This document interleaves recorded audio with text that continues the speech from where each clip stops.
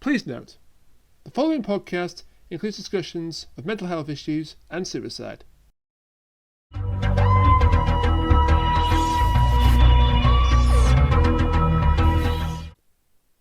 A momentous weekend that the whole country can enjoy. But that's enough about my parents' wedding anniversary. Welcome to Doctor Who Reviews. You're forbidden indeed. Being a pirate is a recipe. Do what you want, 'cause a pirate is free. You are a pirate. Of course, you would break through that very heartfelt tribute to my parents' wedding anniversary with Lazy Town. Abso-fucking-lutely. Thanks for that. Rip in peace, Stefan Carl Carlson. Yes. But also, bon anniversaire to your parents. Thank you. I'm back, bitches. Suffer. And we will. But, so yes, who's back with her? My two usual co-hosts. No Kachiri this week. We're not going to get into why, but we wish him all the best.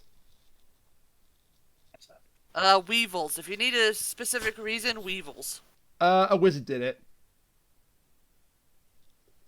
So, You mean one of Hatsune Miku's wizards? No. To my virtual left, he is the very model of a Bond mirror expert. It's Freezing Inferno. Why, thank you.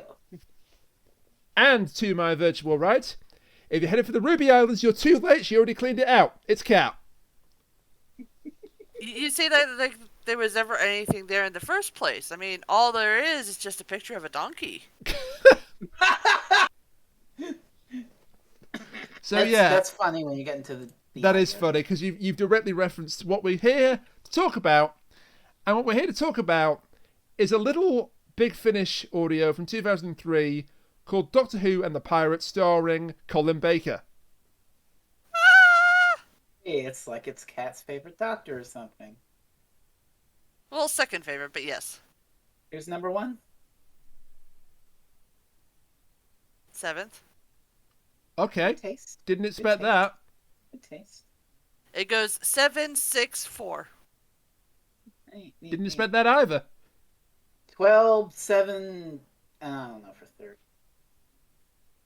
I really like Ace and the Seventh Doctor's dynamic. Don't at I me. mean, I don't blame it. It's a very good dynamic. But I'm not knocking it. I'm just surprised that 6 is not your favourite. Very different dynamic here, and one that we're covering for the first time since we're once again diving into the wild weeds of audio. We have a Big Finish exclusive companion. Yeah, the late great Maggie Stables playing Evelyn. Which is just a genius idea for pairing with Colin Baker. Colin Baker's doctor, was always like, it's outrageous! I'm gonna yell a lot and be belligerent and shit! And, you had Perry, Mel less so because he didn't really get on his bullshit in the two stories where he was with Mel. But Perry especially was just sort of like the target of his belligerence. But from what I understand, Evelyn Smythe is an elderly professor, teacher, Lecturer. and basically, she doesn't have any of that shit. So it's like someone who can actually stand up to Colin Baker's doctor.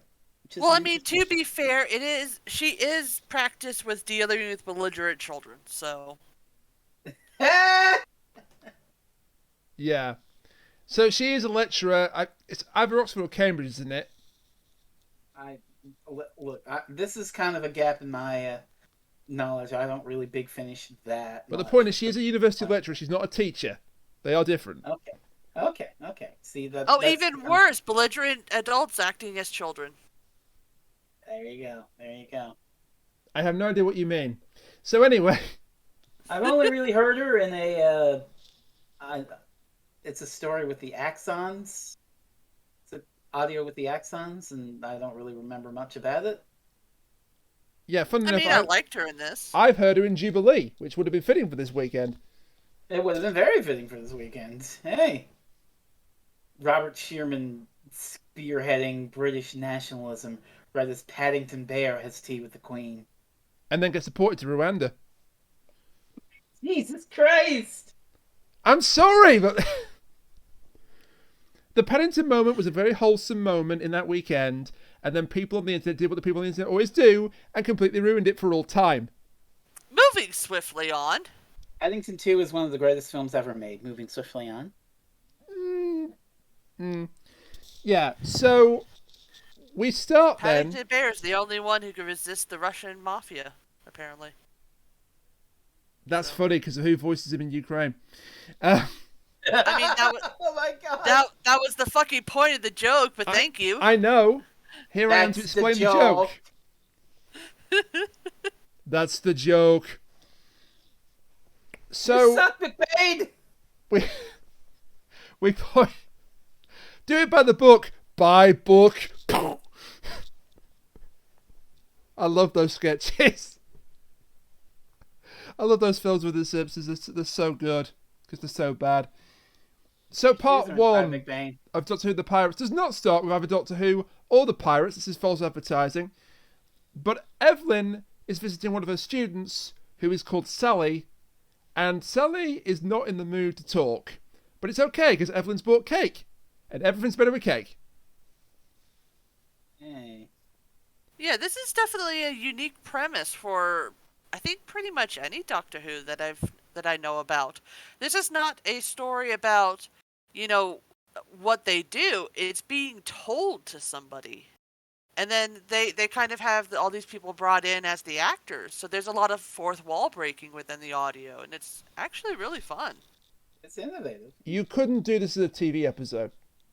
No. I mean, you could do. Well, you could attempt to do it. As No, a you TV couldn't. episode, but there would be some things that you couldn't do. This I Generally, think is good because it uses what audio brings to the table to enhance itself. You can use the framing device and unreliable narration in TV, but you can't use some of the other tricks. Yeah. So, cake and tea doesn't seem to appeal to Sally. What will appeal to Sally? Oh, I know. I'll tell you a story. I'll tell you a story about pirates. That's good, isn't it? Uh-huh. Pirate stories. That always gets people to cheer up. I mean, to be fair, Legends of the Sea Devils definitely did not cheer me up, but You know. You had to bring it there, didn't you? Well, it could be worse. They could have brought up the fucking Pirates of the Caribbean. Choose your poison. That's timely. That's very timely. You see, Yes. I thought of making a Pirates joke, and then I realized, wait, news, no, not good. And then we got on that track anyway, so I mean, fuck. whatever you think about who was in the wrong and who was in the right of that trial, the fact that people responded to the end of it by saying, "You always remember the day you almost caught Captain Jack Sparrow," was pretty funny. Oh, God Almighty, I don't know. I mean, I don't find it a laughing matter, but how about we talk about a pirate Doctor Who story instead of Yeah, that? yeah, absolutely. Yeah. So, Yeah, really want especially with possibilities being how divisive it is. yes, exactly. So we won't talk about that again. Watch as we still talk about it later on, but I mean, yeah. So this is told in a unique way. It's Evelyn. Yeah. It's Evelyn recounting the story to Sally, and so the story cuts back and forth between Evelyn telling the story and the actual adventure within it. yeah. So it's quite a unique way of doing it. And in the Yes. adventure in the story, the TARDIS lands on a ship, which is now sinking. Great. And I love the line, but let me tell you about the Doctor. He has very bad taste in clothes, but a lovely smile. Yeah. Because now some Big Finish, and I know you used this image for the next time, where some Big Finish stories put him in the blue coat, which is not as much of an eyesore as the Rainbow Abomination. But I mean, multiple times through the story, it's pretty much canon that he's in the Rainbow Abomination. We know, and It was either used that illustration or just a picture of the CD cover. Mm. And I think Which that you illustration is did better for than the CD cover, so. which you did for Death and the Queen, to be fair. Either way, I kind of love just the pure bullying that they do to Colin Baker and his coat in this. Yeah. Because they're constantly ragging on him in his outfit. They knew exactly what they were doing, didn't they? I mean, listen, the only person who can rag on that outfit more is Colin Baker. And he does. And he does. It's like some people out there may think that just because I am a Colin Baker fan, that means that I'm like an apologist. No, I absolutely recognize that his character was a horrible person to parry, and he had horrible fashion sense. The reason I love him so much is that he's willing to come out and do shit like this. Exactly. Hey, Colin, we need you to come out here and do a pirate musical. Absolutely. He was a huge Colin, part. hey Colin, here's $75. Troll a Newfoundlander. He was a, he was a huge part of the early days of Big Finish, Yeah. along with Paul McGann.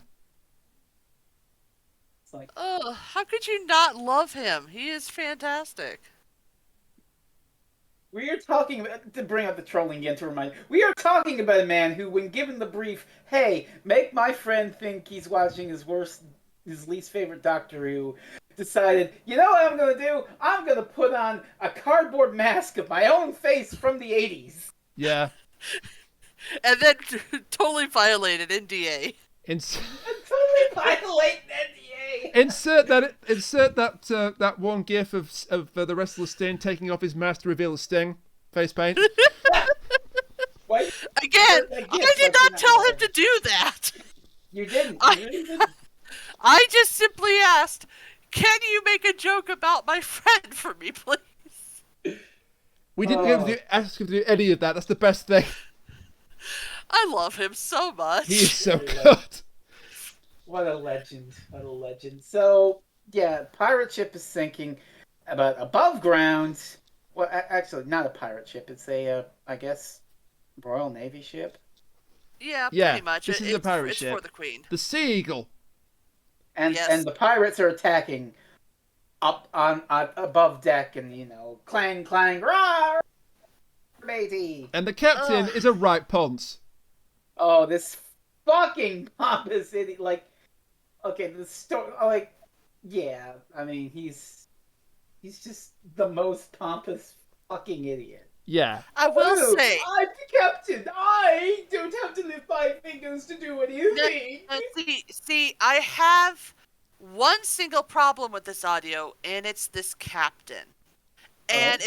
it's not just because of the captain himself. He's already an asshole, and you know, one of those, like, you know, I swear that I'm better than everybody sort of person, and you know, full of himself. The problem I have is that at a slightly later point, Evelyn says that she thinks that the first mate has a crush on him. And the captain has what you would call a stereotypical, quote-unquote, gay voice. Yeah. Oh, dear. Nah. I don't I'm think not- that's what they were going I'm for. not but... happy about that. No, I can understand Not a good that. look. I don't think that's what they were going for, though. No, but it still has those connotations, and, you know. If they made it a little bit more pompous and a little less... I don't even know. The feet. Is Ma'am? effeminate? Is effeminate a good word for it? I just. That's the I- perfect I'm word just- for it, yeah. It was too much when you couple it with the idea that the first mate was also like had a thing for him. I have a Yeah. fun story about the guy that voices this effeminate pirate captain. Is this someone from Blackpool that your father met in the pub again? No. This is a Dalek operator from the modern day series. Okay. Oh, This is Nicholas That your Pegg. father met in the pub in Blackpool? No. And he didn't meet him in a pub in Blackpool. He met John Woodvine in a pub in Stratford upon Avon. Get your facts Hey, right. potato. Get your facts about my dad's life right. So, yeah, Nicholas Pegg, yeah, Frisk, come on. Dalek How could you operator, confuse but he the two? also had another job in the Doctor Who universe. He wrote for Doctor Who magazine Oh, Huh.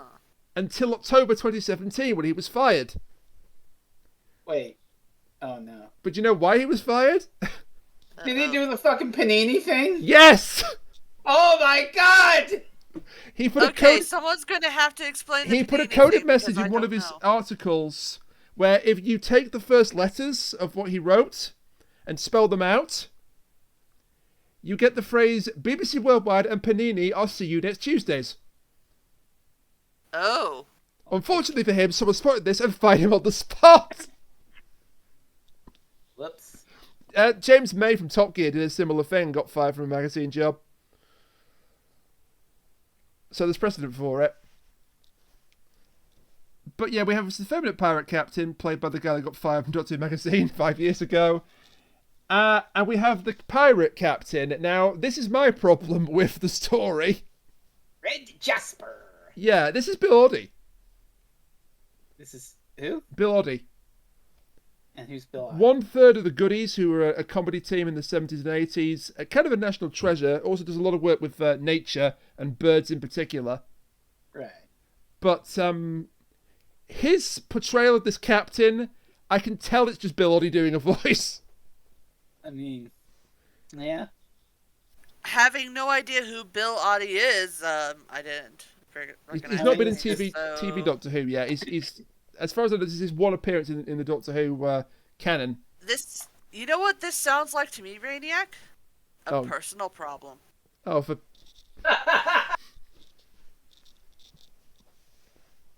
Yeah, let's just leave that hanging in the air.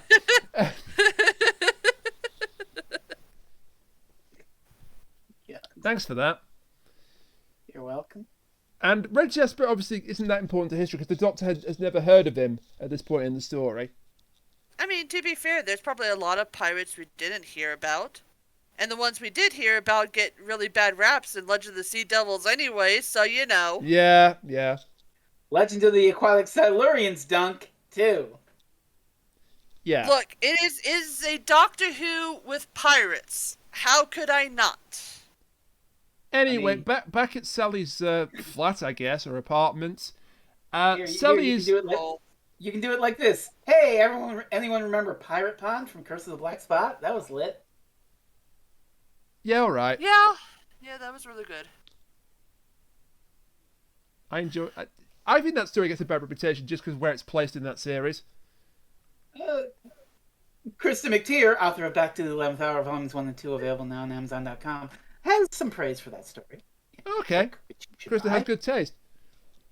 Yes. And yeah, Yes, Pirate you should Pond is absolutely great. buy it. Pirate Pond is great, and if the rumours ever come true that she's going to be in Pirates of the Caribbean as the lead character, that would just be a lovely way to come full circle, wouldn't it?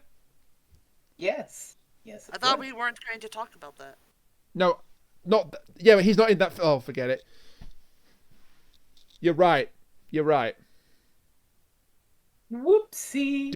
But back at Sally's apartment, there's a neat bit where Sally is quite disbelieving of the story.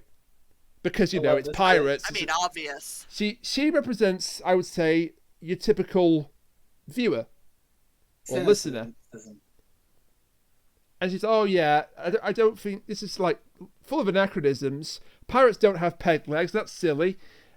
And then who's this doctor? He sounds like a made up person. Oh, the doctor's real. Look, Sally, pick out a history book at random from your shelf. All right. Tell me what's in it. Winston Churchill, close personal friend. The Industrial Revolution. Oh, The Industrial Revolution. Who do you think spun the tugging Jenny? at my collar. Who do you Hey. Oh, good. Even better. Capitalism. Who do you think spun the Jenny? Oh, good. Even better. A Mark of the Ronnie reference. Great Fire of London. He doesn't like talking about that one. Oh, great. A visitation reference. Hey, do not dunk on... Is this a reference to the idea that the Doctor is the one who set the fire? Because, I mean, That's Yes. There's a Fifth Doctor story that basically makes that canon. And it's not bad. It's fine. It's fine. It's by Sayward, so you know the Earth Shock, Resurrection. Yes, but of the our Daleks, last so, you know, our last story of the Fifth Doctor was Resurrection of the Daleks. It's fine. it is better than Resurrection of the Daleks. I'll give it that. So you after... know what? It's absolutely fine. And you know what, Sally? Oh boy, If only she was. she's fine. If only she was fine in this. She's fine, just like the rest of that movie, which you should absolutely go watch Velocipaster. Oh God. Cat, Please post the Gandhi screen. No! Oh, I absolutely will. Gandhi screen cap is my favorite fucking Oh, thing. for God's sakes. Every other month. Go on, post it. Ah, I should just keep these in a folder and be like memes to give. I mean, that's what I friends. do. I keep them... Oh wait, I forgot that I did this. he's fine. I There could you have go. done that. Oh well. If that's talking about me, if only that were true as well. Where is the Gandhi quote? Well, while you find Continue that... on with the episode Yeah, while I find while the you Gandhi find quote. that, things are happening on board the Sea Eagle deck here. A mutiny is going on because Red Jasper does this typical pirate thing. So, lay down your arms, join me, and you all get to live. There it is. There it is. Thank you. Beautiful. Yeah. May I remind everybody, the man in the picture is a pastor. Absolutely. Not I'm just a not pastor. joking. Not just a That's a pastor cat. A Velocipaster. A Velocipaster. I thought you said not just a pasta, but a spaghetti bolognese. What? That's Sir, a not pasta dish. pasta. That's a pasta dish. I know it's a pasta dish. I'm just trying to figure out what the fuck that means. Not just a pasta, but a spaghetti bolognese. Moving on. I got it. He's saying pastor, but in a British accent. Pastor and pasta sound like the It's same a thing. play on words. I'll continue. Anyways. I'll continue. Sorry. You please. So, on the deck, yeah, Red Jasper gets the crew to lay down their arms and join him, with the exception of the first mate. And at this point... Well, not entirely. Well, all Because right. at this point, the Doctor and Evelyn have made their way up on top of the decks, and they're currently hiding behind what they believe is a whole bunch of empty barrels. And so Evelyn immediately says that the Doctor jumps out from behind the barrels and challenges Red Jasper to a duel, which he somehow wins because of his expert fencing skills. And then he gets shot. And then Red Jasper just shoots him. Oh no, Doctor Who is dead. Wait, that's not how it happened. And then Sally's like, "Your friend died?" And but you said that he was going to come over later. And Evelyn's like, "Well, he hadn't done anything in a while, so I thought I'd spice the story up." Oh my God. god. Also, Sally points out that the ship is not sinking anymore during the sword fight. So we do some fun things with unreliable narration. I love this so much. So, but then this is part of the key that makes the story really work. Is that Evelyn misremembered. It wasn't the Doctor who challenged Red Jasper to a sword fight and won, but then got shot. It was the first mate. And she just starts saying that it was so awful how the first mate died and nobody really cared. Because it's important to have someone who cares about you. You can go on living. Yeah, if there's someone who cares, you're able to go on living. You're not so keen to throw your life away. Remark.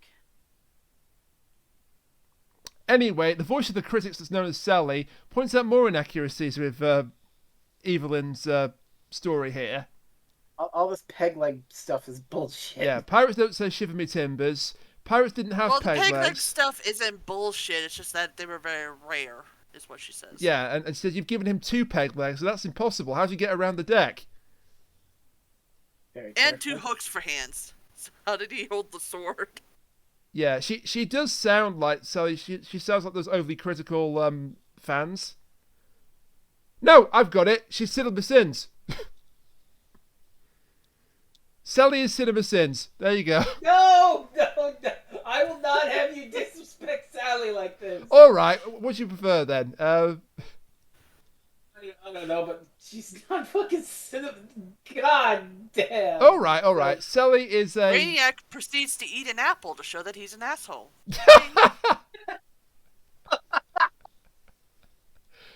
Okay, you brought it back with that.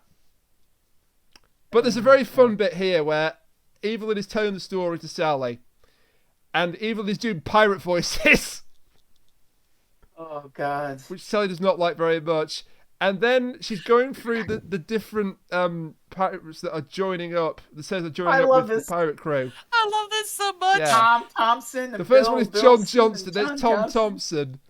And then she says, hang on a minute. They've all got... That's the same voice as the first mate. You know what? That's funny. It is. Yeah, same voice actor. There you go. All of the And sailors in then this. it's like, I can't do all of these, and then it cuts back to it, and it's a completely different voice actor.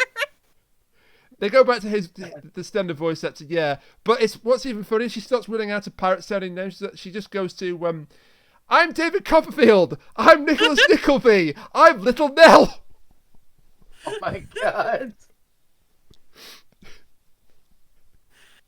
Oh, jeez. Well, so basically the entire crew mutinies and they start taking all the treasure from the Sea Eagle, including the TARDIS. Whoa. Yeah, because the Doctor who's still hiding behind the barrels at this point, even when the first mate got shot, it's like, well, we've seen enough. Let's get back to the TARDIS, Evelyn. Oh, wait a minute, it's on board their ship. So And then the doctor accosted the pirates. Wait, no, actually he came up with a better plan than that. yes, he did. Yeah, Sally points out that plan is rather stupid, isn't it? And Evelyn's like, oh, you're right. He would have done something much smarter than that. Oh, hide in And the empty rum barrel. Having watched several episodes of Colin Baker's Doctor Who, no, he wouldn't have. No, he wouldn't have. Trust me, that was probably the plan all along. He It wasn't definitely until you wouldn't said have. something. That was the plan all along. But the new plan is, here are these, we've got these empty barrels. They're obviously, like, empty rum barrels. You hide inside a barrel, Evelyn. It'll be heavy. What do you say? Nothing. It'll be heavy. They'll think it's full of rum. They'll take it on board. They'll take us on board. We can sneak out with the TARDIS. Unfortunately for the Doctor, his barrel isn't full of rum. It's full of pepper. Whoops. So he sneezes and immediately gives himself away, while Captain Swan's being tied to the mast. We should also mention that while Evelyn is getting into the barrel, she mentions that she won't be able to get herself back out because more than likely her knees will lock up. This will become Dolls. important later. That's, as I record this, I've got a pretty bad pain in the back of my leg today myself, so yeah, I sympathise. Kids, don't get old. It sucks. Yeah, so... And don't go to any random beaches. And don't go chasing waterfalls. So... And don't actually go watch the movie Old. It also sucks. Much like what? I mean, you're talking about a film from the filmmaker who gave us a masterpiece like The Last Airbender. I will find you and cut you. You know, I watched that piece of shit with you and I hate it. You know But you keep this. bringing it back up. I know. But you keep bringing it back up. So, and I keep so trying new to plan, forget. new plan. Then the Doctor is instead going to try and enlist with Red Jasper's crew, and get them to take the barrels on board. With the one Whole with strategy Evelyn in time. it. Let's see how it plays out.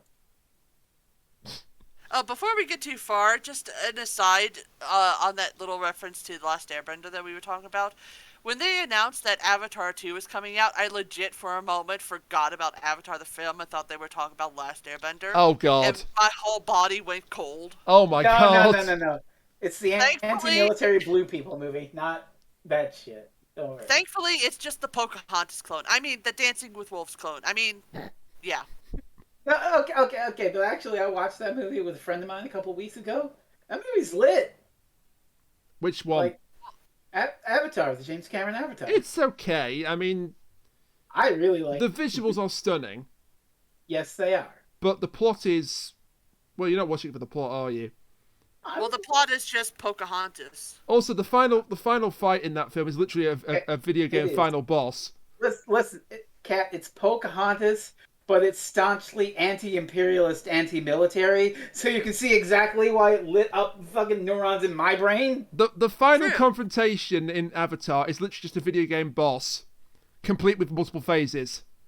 It's All that's missing is on the soundtrack is "It's Gonna Be This Way" from Metal Gear Rising.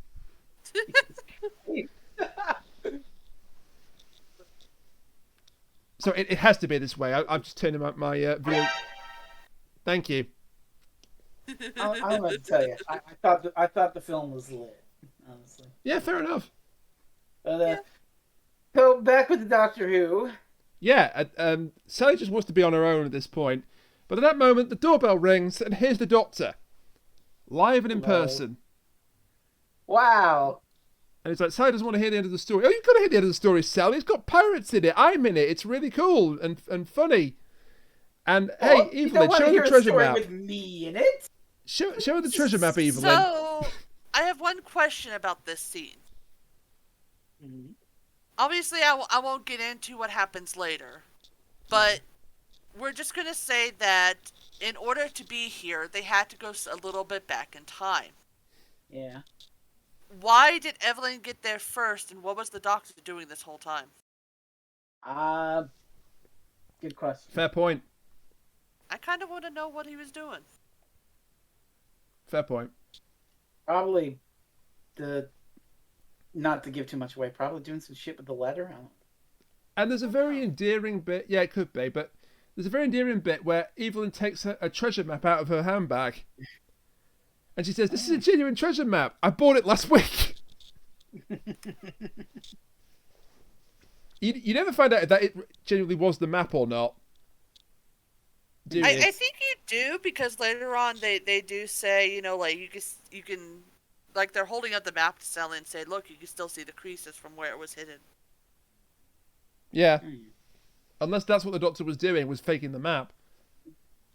I don't know. But the Doctor's going to take over telling the story, and there's a wonderful little flair here that when he's narrating and Red Jasper is talking about the Doctor, he's being very complimentary about him.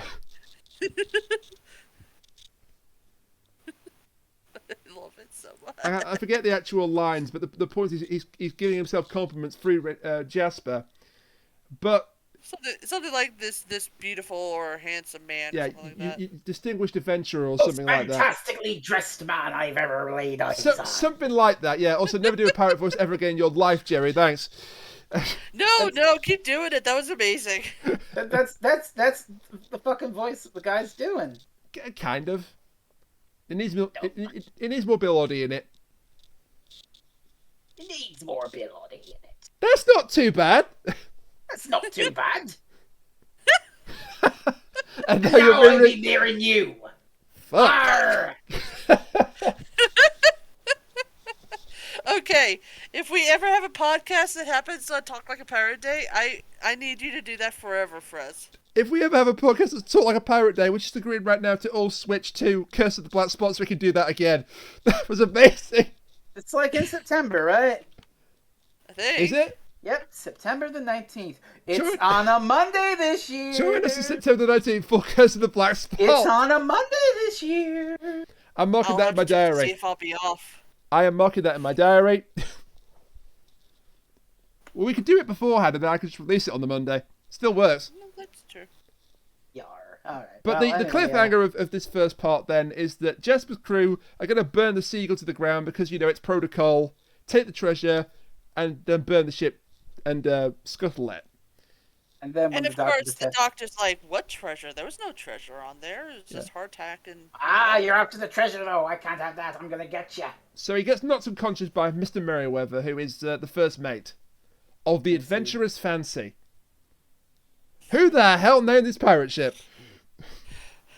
I mean, knowing what we do about Red Jasper, I think he did. Quite possibly. And that's the end of part one. And then part two does a brilliant little thing here where they disguise a previously on Doctor Who bit with the device of Evelyn recapping the story to Sally. That's really clever. Which is funny when you think about it because it's like they're right there. So it's like, Well, Why did you it could do- be that they stepped away to go to the bathroom or to get some more tea or something. Because there are little sides where the Doctor's like, "Hey, where's the milk?" Yeah. yeah. So it's possible. And then the Doctor says that Evelyn can tell the parts of the story that directly pertain to her. because Yeah. after all, she has better knowledge of it than he does, and it's So also you're a bit important to small. the plot, as you'll find out later on. Which we're gonna find out pretty soon, actually, I believe. Yeah. So Yeah. Evelyn's on this barrel. The deck is burning around her, but it's okay because Oh, the somebody. captain has been tied to the mast. He hasn't as well. tied to the We should mast. Yeah, I think I mention mentioned that earlier. But so he can't help her. They have a conversation. It's like, you come and untie me. Well, if you get me out this barrel, I'll untie you. What? So, but thankfully, somebody does come to her rescue. It's a cabin boy who hid when Jasper's crew attacked. that. Who is truly, truly outrageous. Frez did it first. I just followed up. Jesus And now you're mirroring me. Christ! Fuck. Jesus! Mary, Joseph, and the. Oh. Knowing what we do later, we need a little like humility in this and shit. I need it. Okay. Yeah, To quote I would To quote Go Line of ahead, Jane. Duty's Ted Hastings, Jesus, Mary, and Joseph and the wee donkey. I would like to know that I have in my possession a Doctor Who fan comic where the Sixth Doctor and Mel go and meet Jem. What, the actual gem of the and the holograms? Yes. Is she jealous of his coat? I don't remember. Is that how you got the idea for the coat? But also, no, he had it by then. And also, and also the manager of the Misfits is a Zygon. Because of course. Because of course. But yeah. But let's talk about the gem in this story. Yeah, so this is a cabin boy, and Evelyn originally named him Sally. And Sally's like, wait a minute! You can't I'm put me in in the story. No, you can't put me in there. And Dot says, Evelyn, isn't it right to let him, be in this, given what happens later? Kind of hinting already that things are not going to go well for this cabin boy. It's Yeah. the way it goes down is that she's suddenly sad and it's like, I can't go on telling the story, Doctor, not like this. I just thought with the similarities while we're here it'd be easier if I made Jem into Sally. But it's because you cared, Evelyn. I mean, It's not- considering Jem's fate later, it might be a little bit more cruel to put Sally in his place. Yeah. That's true too. Just But saying. and the Doctor says that wouldn't be fair on Sally or the memory of Jem. Just tell the story the way it went down and Sally will understand. Yeah. So you're now thinking, okay, what's the real reason for them coming to Sally's place and staying here and telling the story? Well, we'll find that out. And what does a cabin boy have in common with Sally? You will find out later. But Jem now, with his actual voice actor, Dan Barrett, we found out about him. His father was first mate on the Sea Eagle. Not the same first mate that just got shot. No, different. I No, got he confused wasn't by the that. first mate of the Sea Eagle. He was just a first mate. Oh, a first mate. Okay. Yes. Oh, yes. Yes, you're right. That is important, isn't it? So, so he inside a barrel to get from the pirates, but knew how to get out of it, unlike Evelyn. And then Evelyn takes charge, and Swan is just his usual poncy self and being absolutely useless. The captain. So I'm the captain. I give the orders around here. Captain, we're about to burn to death, so, do what you want, but But I have authority, so I don't have to do what he... we're going to go into the hold, we're going to find some sacks and smother the flames so we can survive. They don't find any sacks. So Evelyn, thinking quickly, says, right, new plan. Captain Swan, go and get some planks. I don't know where to get planks. Chop up the deck if you have to, Captain. Can I also say one thing that absolutely solidifies what an asshole this captain is in my mind is that he immediately thinks, "Oh no, my captain's quarters are underwater and my gold is in there. Yeah. Cabin boy, go retrieve it." Yeah, so this is you do no such Evelyn's thing, like, Jem. how about no? Yeah. How about no? How about no? Jem is motherfucker? sent to get rope, and Evelyn's going to look for barrels that may or may not contain rum. Hopefully they don't. They don't. There was no rum on board the ship. I think the They drank implication is it that it had already been drunk by the crew. Yes. There's We no rum then in here? Wait, that's not rum. That's Diddy Kong. Really? I know how to... I gotta laugh at you. Really? I gotta rise out of them. I That's gotta not rise rum. That's not rum. That's Diddy Kong. Barrels. I know. I got it because I laughed. I got a rise out of him. You all heard it. You're gonna rise out of me every week. What are you talking about? Fun fact, kids. The release of 1995's Donkey Kong Country 2 is closer to the Apollo moon landing than it is to the present day. And now I've just turned to dust in my chair. Also, a fun fact: when Star Wars first came out in theaters, that was the same time that France stopped using the guillotine. Yeah. Wow. What a lovely fun Also, fact. Martin Luther King and Anne Frank were around at the same time. Also, Doctor Who and the Pirates Part 2. So... Time is fucking weird. Anyways, yes. It is. We get some interesting backstory on Jasper here, Red Jasper. So, we heard mention of One-Eyed Trent earlier. And then the Doctor said, oh, I should have mentioned him, ignore him. No, Evelyn. Sally. This was before the Doctor came in. Oh, so Evelyn mentioned One-Eyed Trent. Yeah, you shouldn't mention that. Yeah, you're right. Sorry, ignore him. I keep confusing it because normally people would pronounce it Evelyn, not Evelyn. But the Evelyn part comes in play later. I think it could be pronounced one of two ways. Well, yes, but I'm just saying that they specifically pronounce it Evelyn. Yes, it does. Every time they say that, I keep thinking of the character from He-Man. And the Masters of the Universe. Anyways, Yeah, the sorcerer's the evil Lynn, isn't she? So, I have no idea. back me up on this, Jerry. I don't know. Okay, I'll look it up later, but it's not important. Much like He-Man himself, I'm asking what's going on. What's going on is we're getting exposition and explanation from Red Jasper. So, I'm Yeah, the there's master a lot of of that. the Doctor has been tied up because you're a treasure hunter. But he said, no, I'm not. I have no knowledge of treasure or maps. I have knowledge of just about everything else on this planet, but not treasure or maps. So he gets Jasper to start talking to him, and it turns out that the reason why Jasper is after One-Eyed Trent is that he sold him and his crew out. Jasper was first mate to a pirate called Captain Bones. Sorry, Trent was first mate to a pirate called Captain Bones, and he betrayed him. Bones buried his treasure on the Ruby Islands. First mention of that. Get used to him. Personally, I prefer the Emerald Islands and all the Pokemon you can get on them. But no, fair enough. No stealing that joke. It's perfectly the right explanation. Moving on. You have better not been slandering the Ruby version, because that was my version. I'm not slandering anything. I just wanted to mention one that wasn't Sapphire. Uh-huh. I'm not slandering Sapphire either. Move on. Okay, here, I have a thing to dispel this, but I don't know if it will go in the episode or not. It has absolutely nothing to do with what we're talking about. I just happened to glance at Twitter and I'm fucking dying, so... That's in. That's definitely it. Why? Because we reacted to it.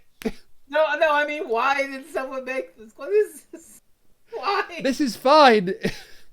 This is fine, but it's Hibiki Tachibana. What? Oh, the internet is weird. The internet is weird. Talk about pirates radio. Yeah, so back to the explanation. Captain Bones buried his treasure on the Ruby Islands. He took 20 of his crew with him, and they all were killed by Bones to keep the... Pretty much, if you've seen the beginning of Muppet Treasure Island, it's that.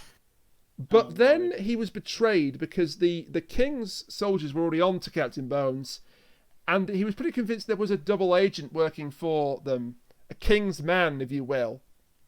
Actually, wait, hang on. Doesn't the actual Treasure Island just basically start out the exact same way? Yes. This is just Treasure Island, okay. Yes, it is. I think that's kind of the point. You think that Sally would point that out because she mentioned Treasure Island not that long ago. She did.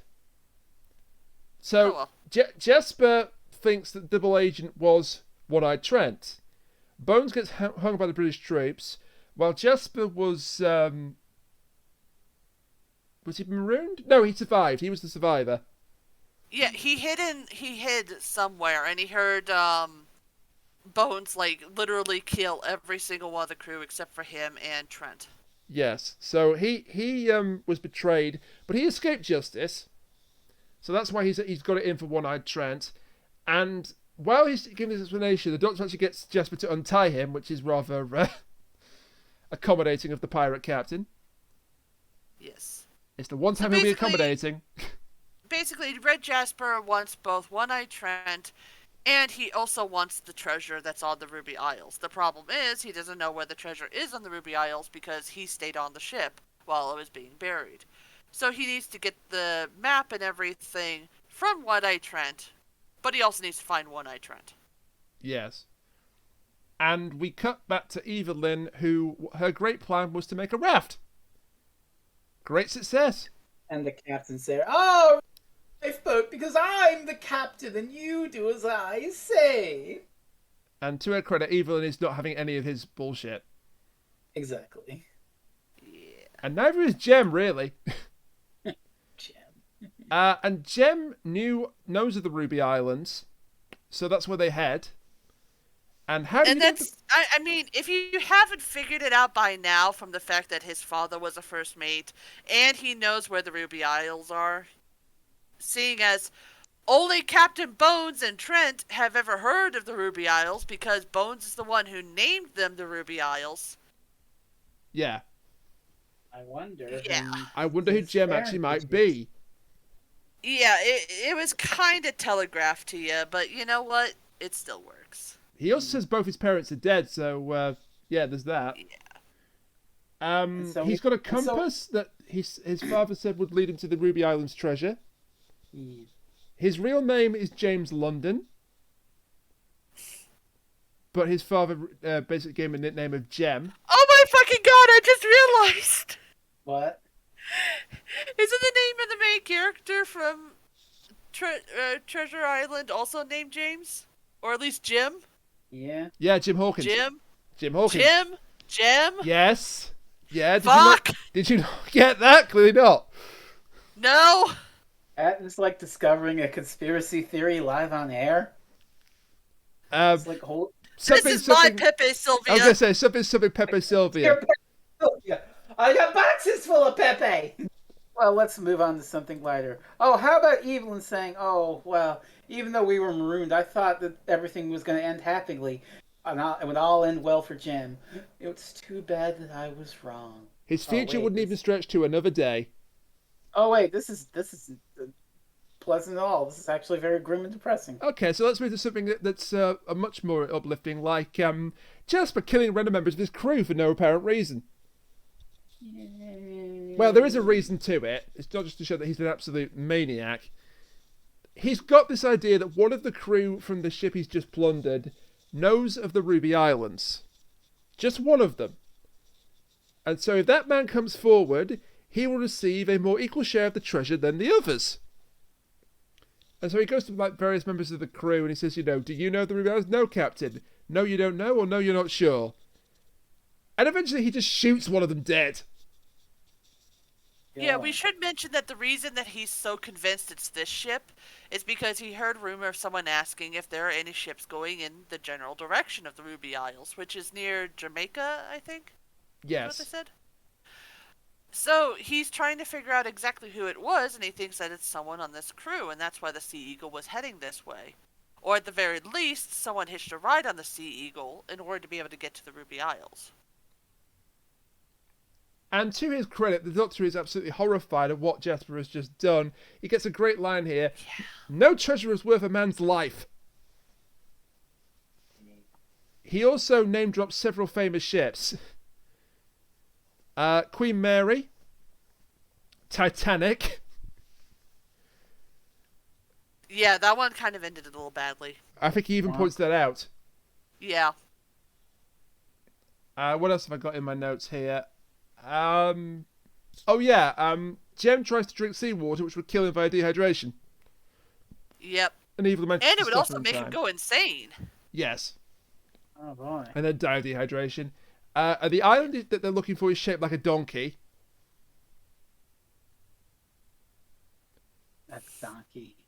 And Which then is apparently quite funny to Jem, because apparently his father would occasionally laugh super, super hard because it'd be Gem on the donkey, Gem on the donkey. Oh. Not that that means anything. No, Hint, not at all. hint. Not at all. Mm. They spot the adventurous fancy. I don't think it might be the Ruby Islands, and then they row after it. And at this point, Evelyn can't continue. I don't believe this is the wrong story to tell. It's not a story with a happy ending. And then Sally agrees there's no such thing as happily ever after. You're right. So she's oddly pessimistic too, but then what does the doctor have? we to take a say? wonderful turn here into Goofyville. This is the reason why Cat picked this, I think. Absolutely. Sally quotes the Well, Mikado, and I don't know the exact line. And I don't. the doctor says, "Oh, Gilbert and Sullivan, I worked with them. What, you wrote the Mikado?" Well, no, it's more like I inspired it. And then, who wants to take this? I think we all want to take this, That's don't what we? you need. That's what we need to cheer you up. Evelyn, you need a nice musical. No one ever Nobody dies in musicals. What about Les Miserables? What about La Boheme? Miss Saigon? Okay, but I love Sally. It's like I know she's having a really tough time right now, but also I really love how cynical Sally is. yeah, Helen Goldwyn does a fantastic job voicing her. Oh, well, Evelyn, anyway, we need to finish the story, but you need some light relief. And if that only comes from musicals, I guess I'll have to sing. Record scratch. Do you? No, the record scratch first. Yeah, So then they we got- literally put a record scratch in, bless them. And then they have the actual cliffhanger, which, is like the doctor trying to convince the pirates, and it says, "One could say that I am the very model of a Gallifreyan buccaneer." And the cliffhanger is, again, "Oh no, Doctor, you're not going to sing." "Yes, I'm going to sing." And the music cues up, and he's just like, "Ooh, well," and then, Yeah, the credits cut in. and, the cliffhangers of Doctor Who are usually, "Oh no, you're in mortal danger," or no, the story is entirely turned on its head. This one is just, oh no, the doctor might start singing. "Oh no, Tom Baker's about to sing!" Cut that! Cut his microphone now! And part 3 is a musical. Yeah, this is the musical. There are like 6 or 7 fucking Gilbert and Sullivan inspired songs. Now, I I'm knew about actually this song. crying. I'm so happy. I knew right about now. this song out of context because it's been linked to me before. I didn't know about the other 6. In full. I didn't know. Yeah, I didn't know it was a full musical episode of Doctor Who and the Pirates. Oh yeah. This is the reason why I picked it, because I was pretty sure you guys had not listened to this yet. No. You No. did not know. It went full musical. But we have to mention the first song in the musical episode. Before that, I just want to quote from TARDIS Wiki, because I was looking at it after Please the do. fact, and I Oh, had to jeez. link this to the cat. This is a quote that's just really funny. Not in a, it's wrong as a not entirely villainous thing, but it says, "Most of the story, including the musical numbers, is told in flashback as a story the Doctor and Evelyn tell a young woman, allowing musical numbers to erupt in the otherwise non-musical Doctor Who universe."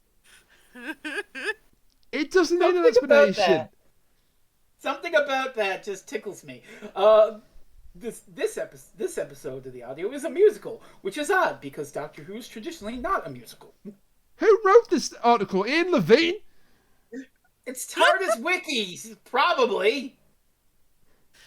Oh, So fun anyway- fact! This story is apparently after Trial of a Time Lord, but before Time in the Ronnie. Well, Yes. yeah. Yeah, no shit. It has to be No shit. because where Evelyn fits into the No timeline. fucking shit. Yeah. Oh wow. We drove everyone away with the continuity. No, Well, no, anyway. TARDIS Wiki. The story happened with Colin Baker in it after he regenerated to Sylvester McCoy. But yeah. So we get into this thing, and it's a Gilbert and Sullivan inspired thing. The song "I Am the Very Model of a Gallifreyan Buccaneer," which is, and so he starts singing, and he goes, "There's antimony, arsenic, aluminum, selenium." Wait, God shit, damn no, it. that's the wait, shit. No, that's the Element song. My bad. My bad. God damn it! The fun part is that this song is entirely on YouTube, someone took it and put it to a video where they made clips from the show lip sync to it. So I highly recommend it. Rainiac, you're going to. Oh no! I just dropped this link to the entire song on the floor. How clumsy of me! No! Oh, I'm so clumsy. Oh God! Oh gosh! No! Oh no! I just dropped the entire roster of Street Fighter 6 on the floor. How clumsy of me!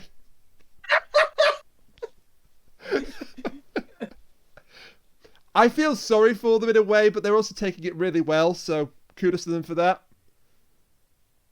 The tweet about them saying we've all seen things we weren't supposed to see, but thanks for the support. That was kind of a good way to handle it. Yeah, that's good. That's good. I do feel But, sorry for them yeah. because they've lost an entire year of marketing with that. There are some choice lines in this Doctor Who themed Gilbert and Sullivan rendition. Who wrote this? Because it deserves a damn raise. That is a very good question. And if they're This not one doesn't being paid say. anything, pay them something, please. I'm looking at Todd's weekly. Oh, Nicholas Pegg did the backing vocals along with Dan Barrett and Helen Goldwyn. Yeah, that's Sally. Helen Goldwyn, Sally. I'm sure they were paid well enough that big for them. I hope they were. I think actually, I don't think it's credited. no, it's At not. least not. Not on Todd's wiki, it's not. So, Yeah. Dang. whoever it was, though, you did fantastically well here. The lyrics are just wild. There's one comparing Tobias Vaughn and Mavic Chen, which I thought it That takes made us me- from Tobias Vaughn to Maverick Chen. is funny because that's the same fucking actor. Yes. And you know, when they get to the part, Yes. and then when they get to that part, 2 or 3 times, Colin Baker's trying to find a rhyme. He's like, Rassilon, Rassilon, Rassilon.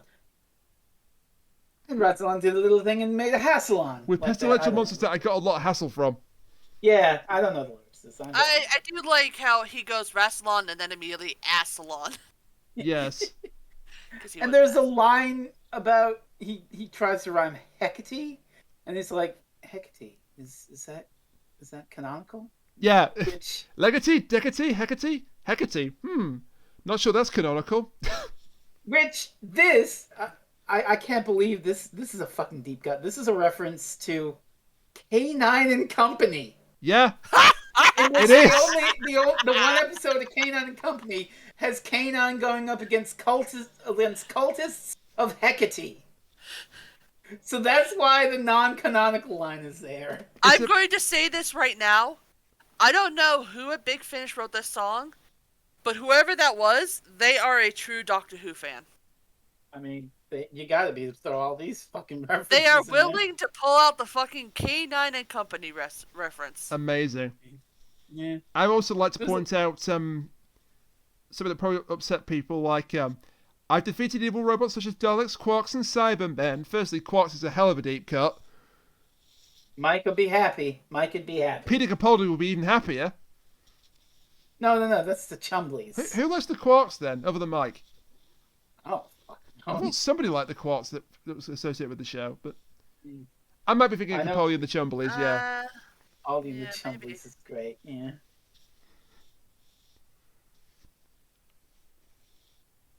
Any other wild, silly? Autons, Axons, Stuff. Daemons, Crotons, Monoids, Vampires, Vords. Oh, I've liberated planets and delivered them from total war. even when we're Saved talking Earth. about. Hang on, let me finish. Let her finish. Please. Sorry. Saved Earth, Menusa, Dulcus, Skonos, Earth, Tegela, Earth once more. Yeah, Earth 3 times. Even when I'm trying to, even when we're listening to a funny Gilbert and Sullivan parody, I still can't escape the arc. Stop it. You said Which one of those monoids. is the arc? You know they just include that because it fit the lyrics of the song. You got. I would I think. stand by. I cannot escape from the fucking arc. Okay. I wonder what I'm Yeah, picking lots next of- time. I'm sure someone had a lot of fun plugging all these Doctor Who names into a rapid fire rhyming scheme in the Gilbert and Sullivan Also, style. can I just say, with the fact that this is supposed to happen after Trial of a Time Lord, the last few bars, I'm not content to just observe, I am a bold adventurer, though other Time Lords mock this Gallifreyan interventioner. Yeah. Just saying. A million years of absolute power is what it takes to be really corrupt. And so time was all I say, remember me to Gallifrey. And then the chorus kicks in. And because it's a audio drama, the cast also double up as the chorus Beautiful. for a lot of these songs, the supporting cast. So as I Backing say, Helen vocals, Goldwyn, yeah. Dan Barrett, and I think Nicholas Pegg Yes. for this particular one. It changes. Yeah, it does. Because Mark I mean, Siney, I literally said that not too long ago. Mark Maybe if Siney, you'd who is actually Mr. paid attention Merriweather, to is also doing a lot of the backing vocals in these songs as well. Any Well, other he also songs that- eventually gets like 2 songs, I think. He gets one. Oh, yeah. He certainly gets one. There's gonna be some songs, but any Mark other- any other- Siney does an Assassin's Lot, and then he does I'm Better.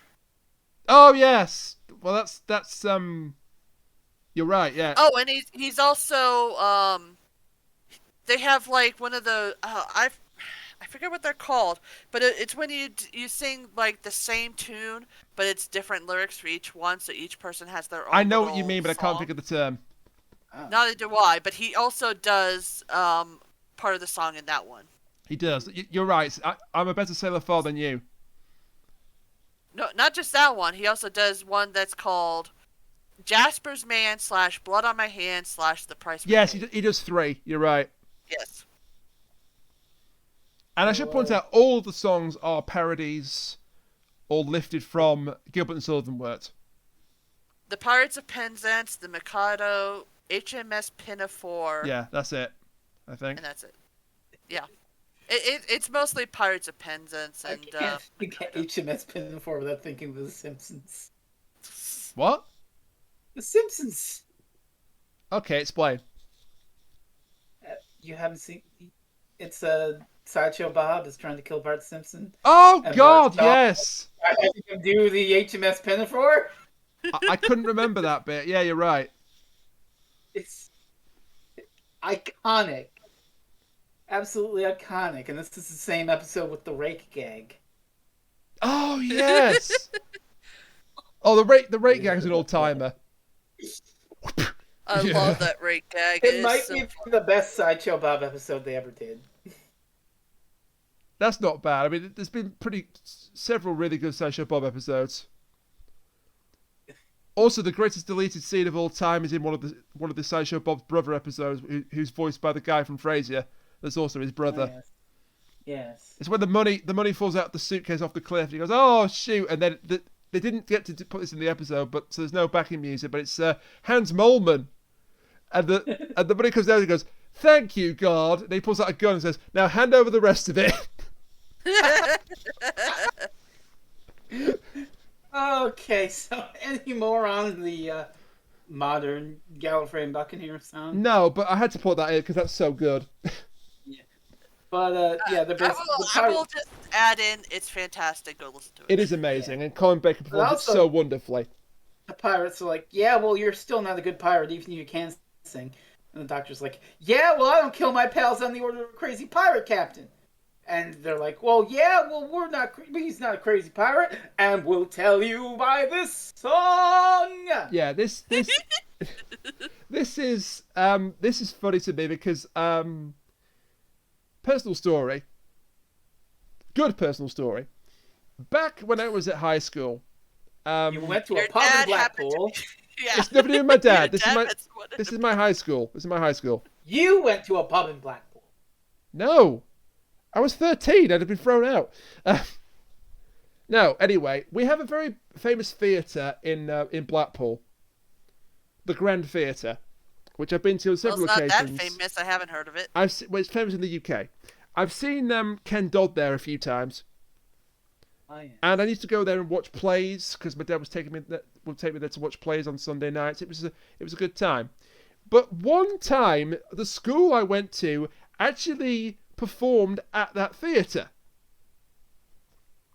Did you And perform with them, or I wasn't part of it. No, I was in the audience. Oh.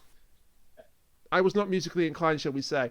But at one point, there's a surprise moment when Was. the headmaster at the time came on the stage. And he's dressed as a policeman, and he performs a policeman's lot. It's not a happy one. with 2 of the other teachers, and we didn't know it was going to happen, so it was amazing. So that song is, I'm quite fond of that song. But this is an Assassin's Lot, is not a happy one.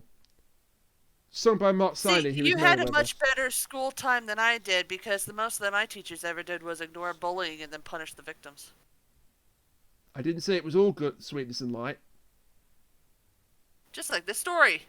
Oh God, Which yeah. we'll get to very soon. So the crew, the point of the song is that the crew will blindly follow orders from Jasper because that's just the pirate way. And we do rapid fire through a lot of these songs because they've got to cram 8 songs into one 20-minute episode. And I mean, we're probably going to rapid fire through our analysis because it's just like, and then the doctor says something, and then we break into another Not song. all. Beautiful. Not all of them need a heavy analysis. Just a synopsis will do. But from that one, we go into a 3-way song: Jasper's Man, Blood on My Hands, and The Price We Pay. And this is performed simultaneously by Merriweather, Sally, and the Doctor. Jasper's Man is, self-explanatory. This is going to be plot important. So. Yeah, the Sally one is plot important. So we learn through the song is that she had a car accident. Somebody was killed. That somebody was the other passenger in the car. It's implied to be her lover. And that's why she's upset. And Evelyn came to Sally because she was concerned she was going to take her own life. Fun and light for the kids, everybody. Oh my God. So, I'm going to point out one single thing here that kind of makes me question a few things. Yeah. Mostly just because we've seen this sort of thing before and we've complained about it, so I want to keep the trope alive. Why can't the doctor go back in time and have them both stop Sally from getting in the car accident? Fair point. I mean... And the actual answer is then we wouldn't have an episode. We wouldn't have a story. True. Very, very true. That's always the problem with time travel. It's one of those logical things. Yeah, it's like, that's why I think that they came up with the whole fixed point in time thing, because otherwise people would be like, well, why can't the doctor go back and stop the Titanic from sinking? Because it's a fixed point in time. And then River came along and left at fixed points. And kept doing it. I wouldn't say laughed at fixed points. I'd say more tried to laugh at fixed points, realized it wasn't a joke, and then realized, oh shit. Oh, you haven't heard all the River song stories then on Big Finish. Oh boy, no. She does not care about fixed points in time at all. See, I thought you were talking about Wedding a River Song here. I mean, yeah, there is that, but then she tries to fix her mistake. See, you say things like that thinking that I've seen any of the River Song audios, or heard any of the River Song audios yet. I've only heard Volume 3 because it deals with the Kavarian and the Silence. Yeah. And let me tell you, that shit is wild! And, yes. But you know what? It's okay, she's not truly villainous. The hell with that, she totally is. So, song number 4. Song number 4 is Sally again, doing a solo this time. I Am Alone, which is a take on the Mikado's The Sun Whose Rays. Which is not a title. You too have the list open on TARDIS Wiki, don't you? I wrote it down on my notes, actually. Sure. I do also have it open on my phone, but I have written it down in my notes just so I get this right. Wow, he's got 3 sources worth of TARDIS Wiki. Shut up. But then we get to the other fun song. Other than Gallifrey and Buccaneer. I love this scene so much. This is one of my favorites. So of this the whole thing. Evelyn and Jem and Captain Swan have caught up to the adventurer's fancy. The captain refuses to stow away on board because he's useless. And they're like, "What's going on?" Oh, I'm not getting on this boat unless I'm the captain of it. Let me see your. Excuse me, ship. Yeah, ship. They do that as well, don't they? With boat and ship. Yeah. And the difference is that a boat's a submarine. A boat goes mostly under the water. A ship's on top of it, I believe. So a cruise liner is a ship because that's mostly out of the water, isn't it? Nerd. No, it's not nerd. It just happens to be facts. Nerd. Fine. If you want to call me a nerd for establishing facts, I'm a nerd. Okay, I do quizzes. He Sue me. admits it. I do quizzes. He Sue me, admits bitch. it. We're done here. Yeah, There- and Good there's- night, one day, everybody. one day that Okay, knowledge there's could one for win your me money on a soundboard, quiz Cat. cat. Who's the real winner here then? There's one for your What? soundboard. Let him admitting he's Knowledge a nerd. like that you call nerd could win me money on a quiz one day. Who's the real winner then? Yeah, but here's the thing. It hasn't yet. But it might. Okay, Matea. Sure. But thou must. Actually, get on a quiz show and then we can talk. I'm okay. I'm trying to, but So anyway, yeah, the Captain Swan's not going to stay away because I'm not the captain. I'm the captain. and then Actually, we go you know to what? something You brilliant. know what? Thinking about it, Rainiac, if you ever do get on a quiz show like Who Wants to Be a Millionaire, I can imagine you getting that question and then saying, "I'd like to use my call a friend lifeline," calling me up and saying, "I fucking got this, bitch! I told you," and then hanging up and answering. So So, do what the guy that won the first $1 million Yeah, in America yeah. did. When you won the $1 million. Hey, Dad, just wanted to tell you, I'm gonna win. I'm gonna win the money. I don't really need your help. What an absolute Chad. So anyway, the next song we have, it starts off with, "Now let me show you how I am a competent competitor. I am the very image of a TARDIS wiki editor."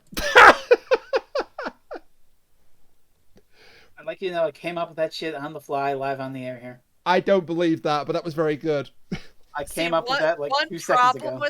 One problem with that, I heard none of it. It's been cutting in and out for me, and that completely just was gone. I didn't hear it. Rain, did you get it? I got it, yeah.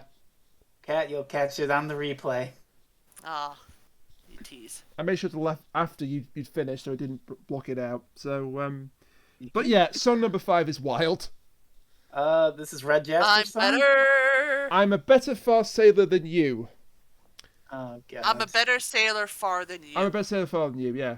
I've written it down wrong, but yeah. This is actually, Fuck we sail you. the ocean blue, and I am the captain of the Pinafore from HMS Pinafore.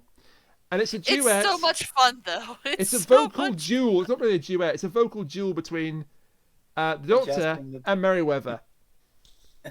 And so they Oh get yeah, into a contest. we should probably mention this entire time that it's been cutting between the Doctor trying to reason with the pirates and saying what they're doing is terrible and horrible, Yeah. even though they already know it's terrible and horrible. That's kind of why they do it. And also Evelyn and everybody else trying to get on the ship and everything.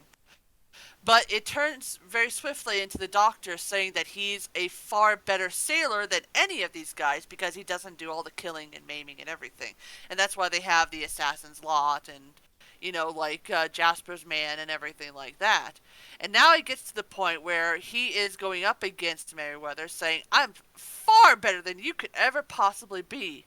And the entire song is them doing all these little challenges, like climbing up the rigging and, what's one of the other ones that's before Drinking. the rum drinking? No, what's before the rum drinking? I think there's 3. I think it's the rigging climbing, then the rum drinking, and then the third one that's really funny. I could have sworn there was another one, but There might have been, I'll but listen back to it later. it's not that But important. What is important is that we get No, actually, if I remember correctly, yeah, there is a couple of them before it gets to the rum drinking, because that's the one where the Sixth Doctor gets an idea, and he starts singing, "I'm far better at drinking rum than you," and he starts chugging, and then, Merryweather starts chugging, and the Doctor's like, "Okay, you won that one, but give me one more chance. I'm far better than walking the plank again." Yeah. Also, when the rum drinking bit is on, the chorus are bless their hearts again, are doing "What Should We Do with a Drunken Sailor?" I love it. But yeah, So, Merryweather, obviously, yeah, he loses his balance because he's drunk as fuck. I'm better than you. I love this so much. He It's falls great. overboard. He falls overboard. Great. Hooray. Oh no, Red Jasper's back and he's pissed. Yeah, and Merryweather survives the fall, by the way. He doesn't Oh, die yeah, from the this. water. And the water probably sobers It's him up. not the fall that gets you. It's the fact that they desert you there. Yeah, or sharks. But there are, I no, mean, there are no sharks in this story. the sharks only come if they're actually truly hungry, and usually they I'm don't. gonna say actually sharks. come to you. Oh, God. Baby shark. No, cat, no, no. Copyright strike.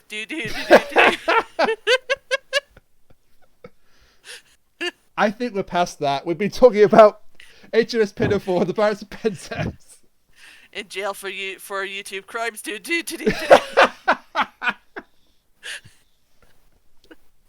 Why haven't I put that on my soundboard yet? I am failing at What, Baby this. Shark?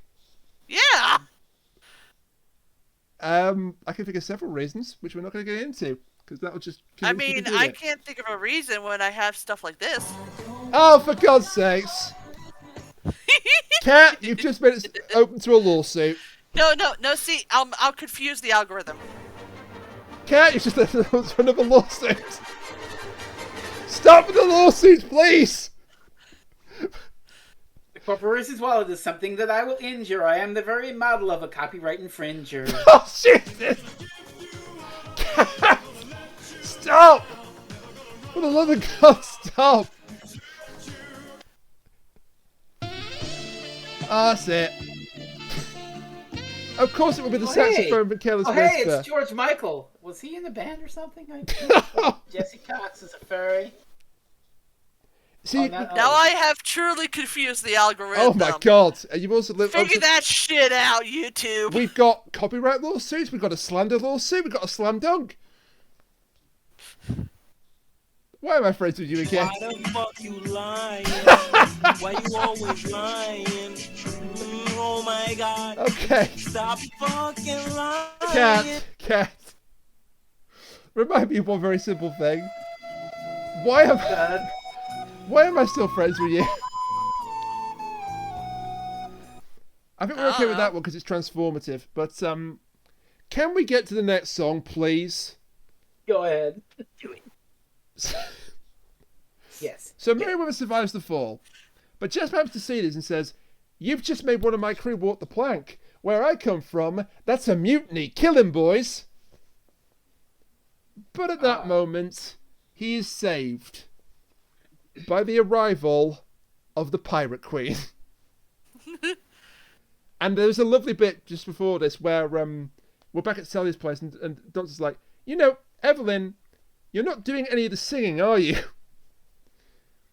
Which is There's funny. a reason for that, Doctor. It's also funny because Maggie Stables doesn't do any of the singing apart from her own song that's coming up. So it's another meta joke.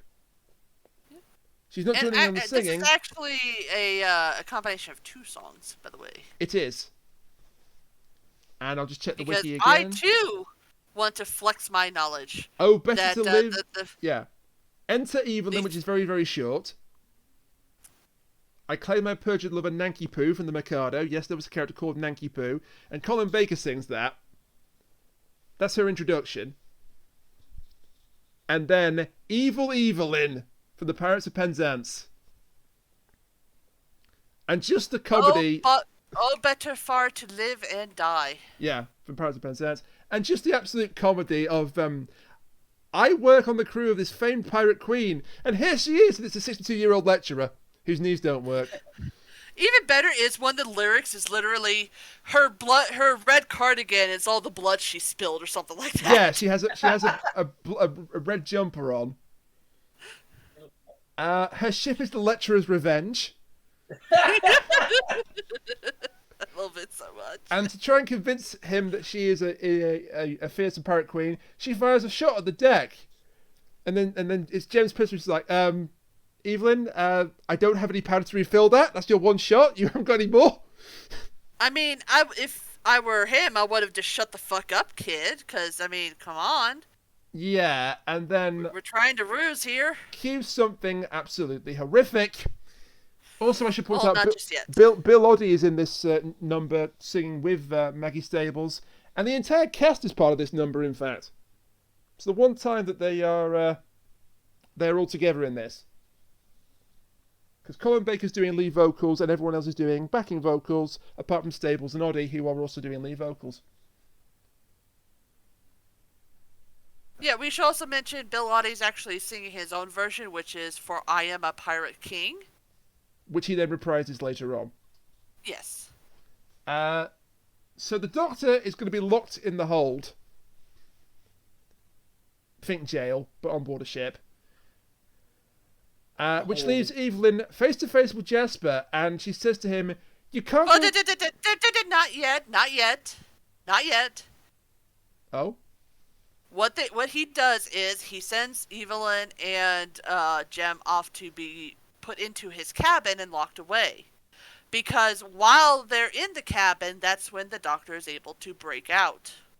yeah, but you've missed a very important part. No, I didn't. Oh, I see. You just want to skim over that bit. I'm not.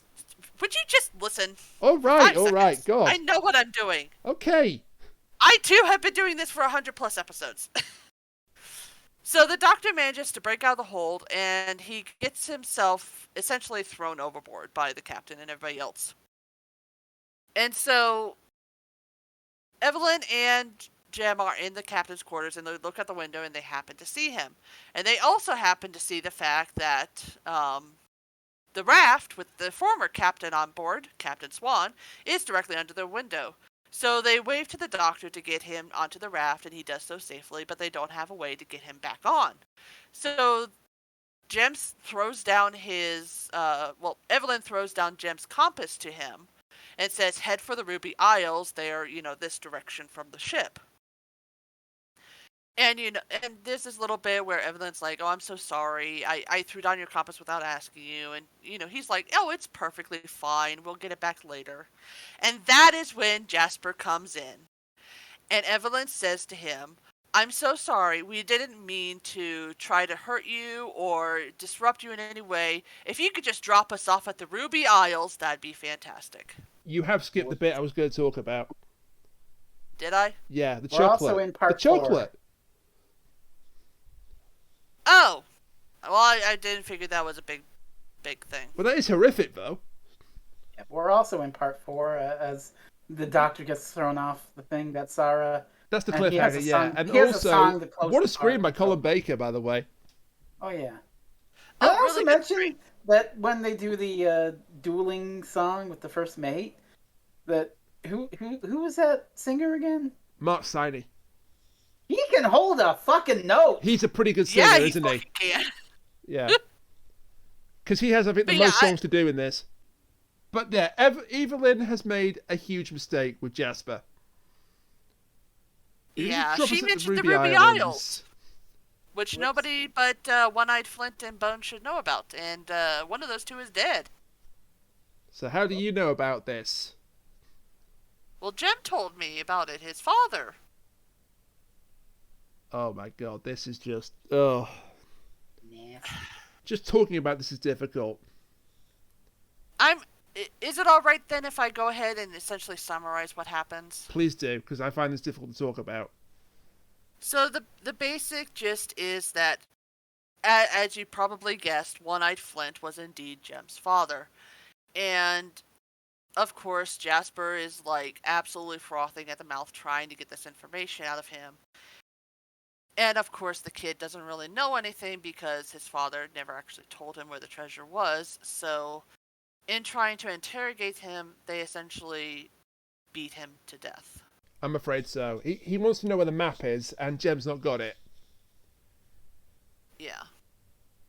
And I'm very grateful they do not actually act this part out in the audio. Yeah, thank God for that. But and it's wild because this is Doctor Who. It's a story where everybody lives is like this rare occurrence.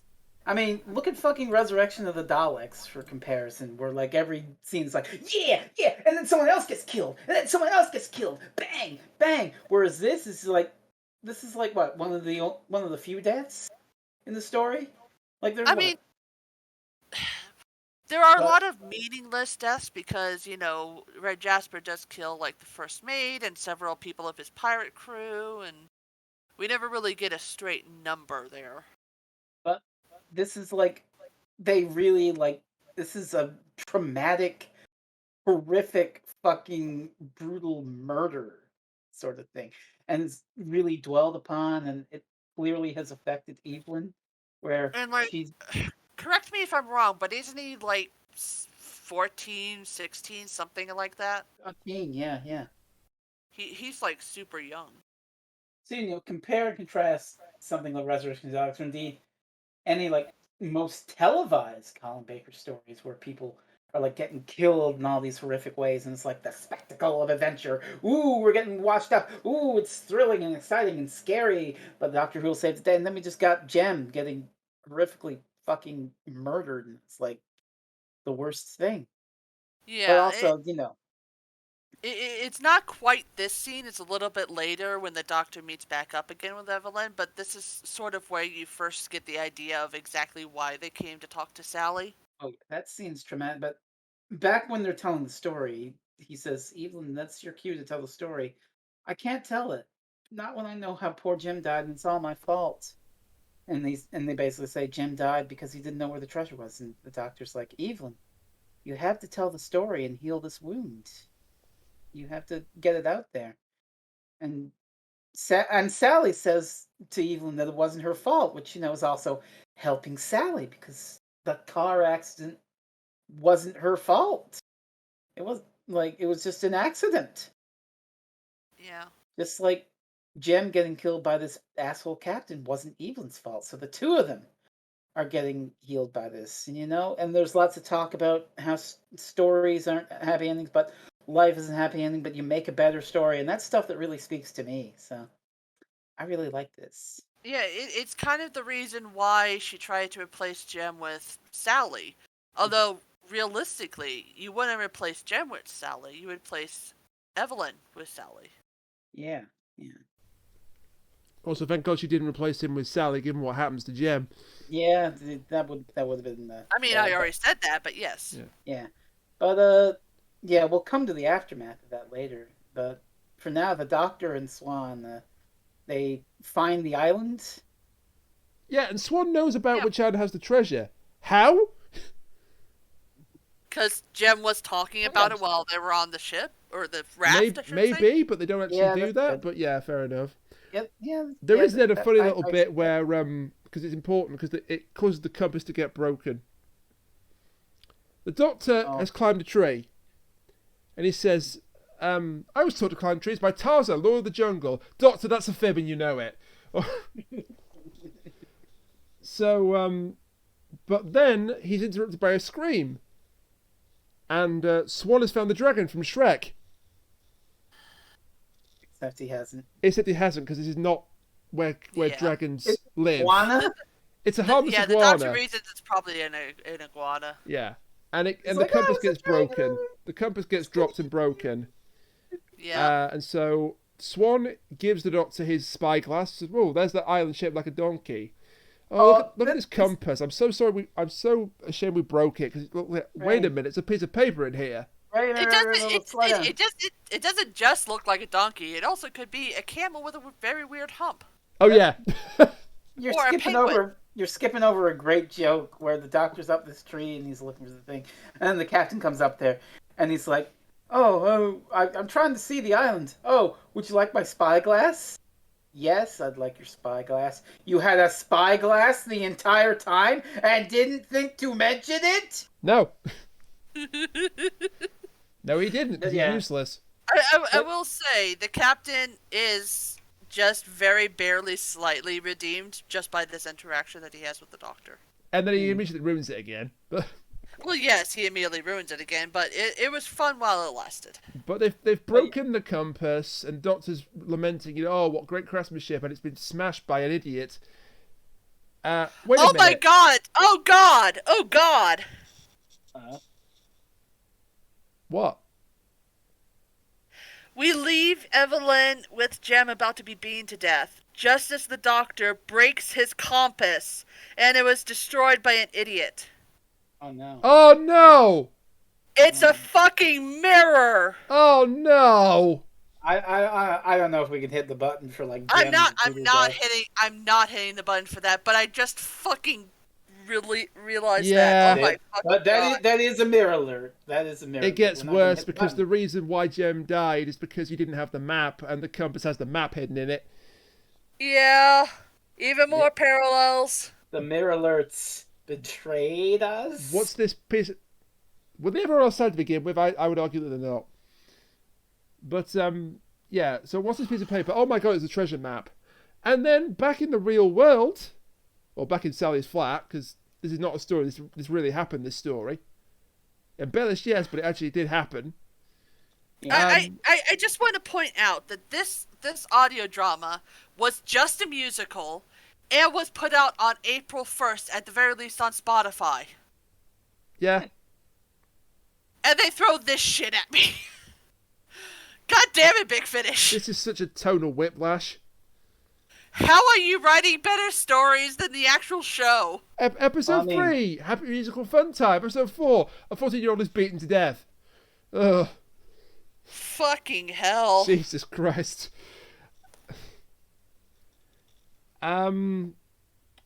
So, back to the story back to Sally's place. The Doctor has produced the treasure map. And he gives it to Sally. She says, you know what? That island does look a bit like a donkey. So she could be starting to believe him. Possibly. She's still sceptical. And As you would be. Swan thinks, oh, I'm going to take the Ruby Island treasure for myself. Oh, really? And what are you going to do when the pirates turn up? Oh, yeah. Did I say I was going to take the yes. treasure? Of course I meant I was going to leave it for them. Coward. Sure, Jan. Yeah. And the reason why it's the Ruby Islands is because that's the treasure that Bone stole. There's a whole fuck ton of rubies. Cut, uncut, giant ones, small ones, so forth. It could have been... It could have been that the islands were like really red in colour, and that's why they were the Ruby Islands. I mean, it's not, but It okay. could have been this supposed to be Groudon, and that's why they were the Ruby Islands. Isn't it Groudon? Because it's like ground. It's no N in it. There's no one N in it at the end of the word. It should be Groundon, I agree with you, but it's not. Groudon. So it sounds like ground. Oh, I said Gru, yeah. Yes. You're about to be eaten by a Groudon. No. Why are we talking about Pokemon? Ruby. I don't know anymore. Ruby! Oh. I'm trying to I'm lighten the... still reeling from the whole realization. So I'm trying to lighten the mood for that realization, but you're not letting me do it, so let's just get back to the story.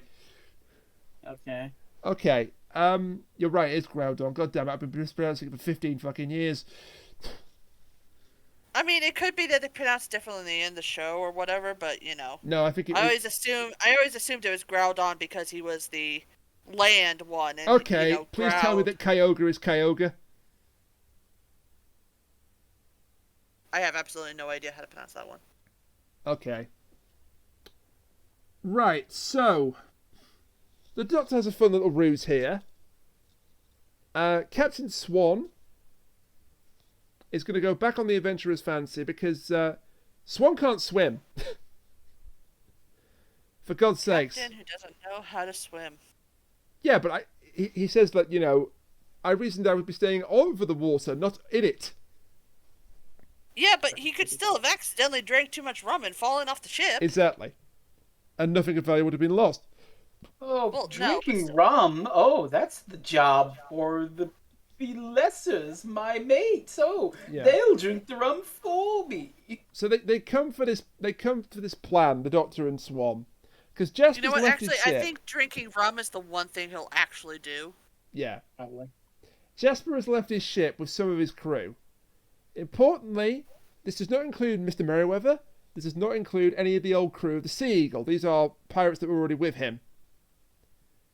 So they've gone off to go to the Ruby Islands to take the treasure. And presumably, Jasper's going to do what Bones did to his crew and slaughter them. But they don't realise this yet. So that leaves a... Wait, hang on. I think you've got that backwards. He leaves the crew from the Sea Eagle there. And takes his own crew with him. Oh, yeah, sorry. And there's a crewman guarding the boat. Yes. Not the ship, this is the small boat. So the Doctor bribes this man with some rubies. He lets him take the boat. Swan, meanwhile, gets on board Jasper's ship, and uses the map as a lure to take the Adventurer's Fancy for himself. Then Swan tricks Merryweather into leaving the ship with some more crew. Because he says, oh, well, I'll send a man to tell Jasper. Oh, if you send a man, he'll get the reward and not you. Fair point. You're going getting locked up in the hold. I'll go and tell Jasper. So Merryweather has departed the scene. The Doctor hides in the water. His rainbow coat is spotted by one of the pirates. But he gets on board the Fancy, he frees Captain Swan, and he's looking for Evelyn while Swan is trying to convince his old crew to come back with him. And this is where we get the reveal of what happened to Jem. Afraid so. Because the Doctor tries to find Evelyn, and all he can hear is sobbing. God. And it's Maggie Stables doing a very good job crying as Evelyn, because Jem's dead. And she blames herself. As dark and possibly macabre as this is, even in his death, Jem still manages to help save the day.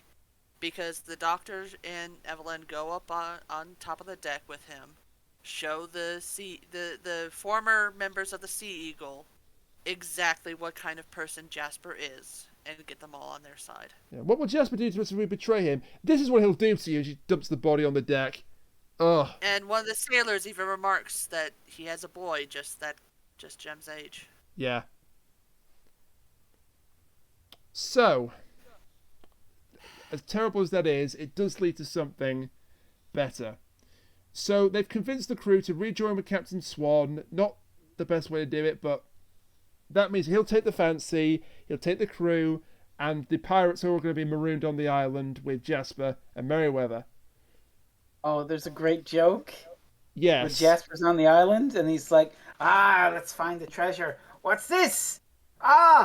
It's a picture of a donkey. It must be a clue. Captain, look, I found something else. It's the donkey's tail. Maybe we need to pin the tail on the donkey. It has a pin in it, yeah. And the Doctor gets a... It's really funny because obviously the Doctor made up this fake map and everything. So he apparently he does it in felt tip.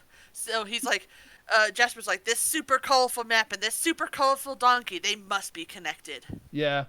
I love the Doctor's line. I wanted to make sure they had something to do while they were marooned. And Sally points out an inconsistency. Hang on a minute. You gave Merryweather the map to get him to leave. So how do you have it? Aha! And he points out that was a fake map. Yeah, he essentially tells the whole, pin the tail on the donkey story. And Sally's like, I don't think that's what happened. No. But it's what he likes to think is what happened. Yeah. But either way, Jasper is beaten through cunning and pinned the tail on the donkey. And absolutely nobody's going to die in the pirate crew except for everybody that Jasper has killed and literally every single person that the Doctor has marooned on that island because there's only so much food. Absolutely. Unless they get him first. Swan, I'm pretty convinced that, Jasper's just going to absolutely murder everybody and then absolutely. Die a mad death. Yeah, absolutely. And the Doctor wants to give Evelyn a present of a ruby necklace, and she just rejects it. Bracelet. Who wants treasure? There's a reason they're blood red, Doctor. Yikes. Ew. And so he instead gives it all to the captain, and as they leave, the captain's like, "Oh, your majesty, what these? Oh, they're just something I picked up in my travels." A knighthood? You're too kind. I couldn't, but thank you. It's actually really funny. It is. This kind of redeems the captain a little bit. Not a whole lot, but not really. A tiny So bit. the story is over.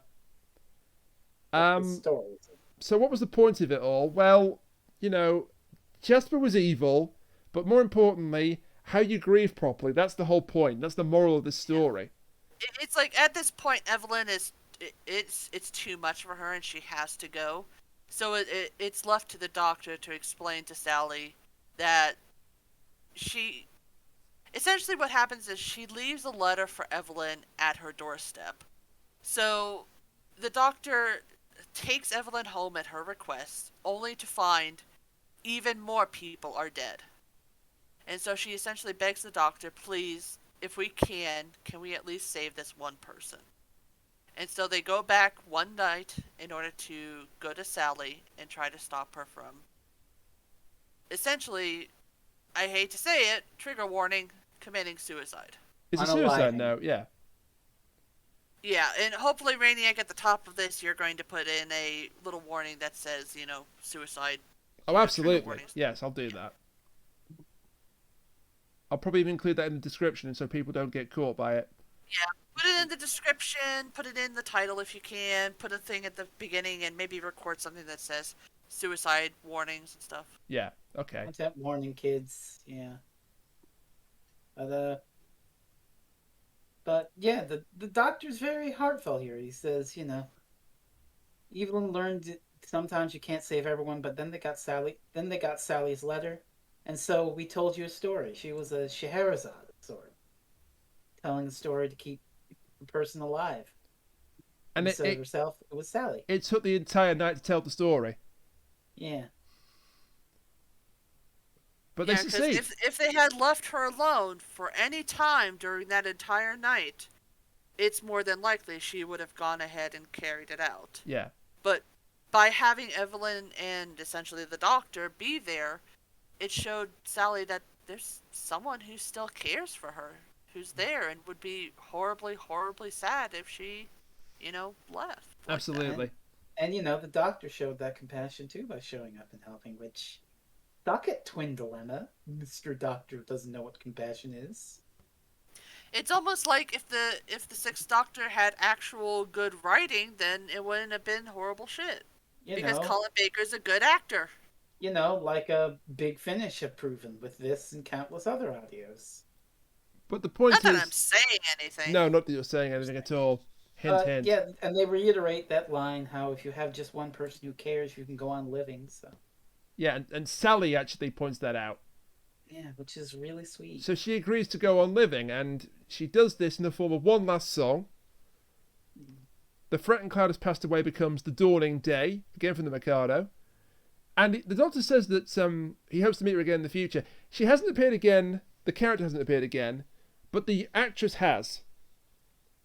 And this was not her first appearance with Big Finish, far from it. And she's gone to voice many different characters. She's a Big Finish major alumnus, is Helen Goldwyn. And then a really nice touch at the end, after, we get the ending that Sally's going to go on living. A sea shanty version of the theme. Beautiful. I really love that. It's a lot better than the sea shanty they came up with for Legend. Yes. Yeah. Yes, it is. And that's Doctor Who and the Pirates. Who'd like to go first?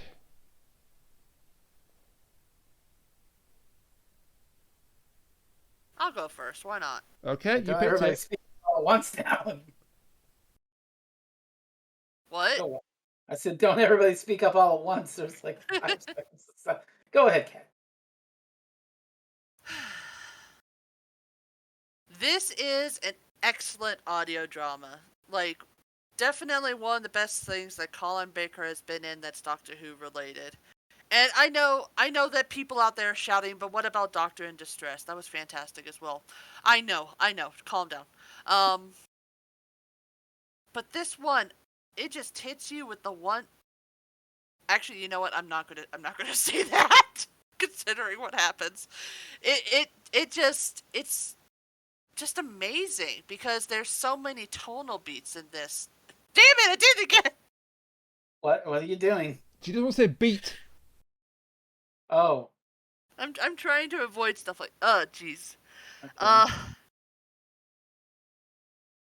But it's you go from going to someone who's kind of reluctant and just kind of wants to be left alone, being told a story about pirates that she doesn't really want to hear, to suddenly this is a musical number where you find out some pretty horrible facts, like the fact that her, partner is dead because of a car accident. She thinks it's her fault.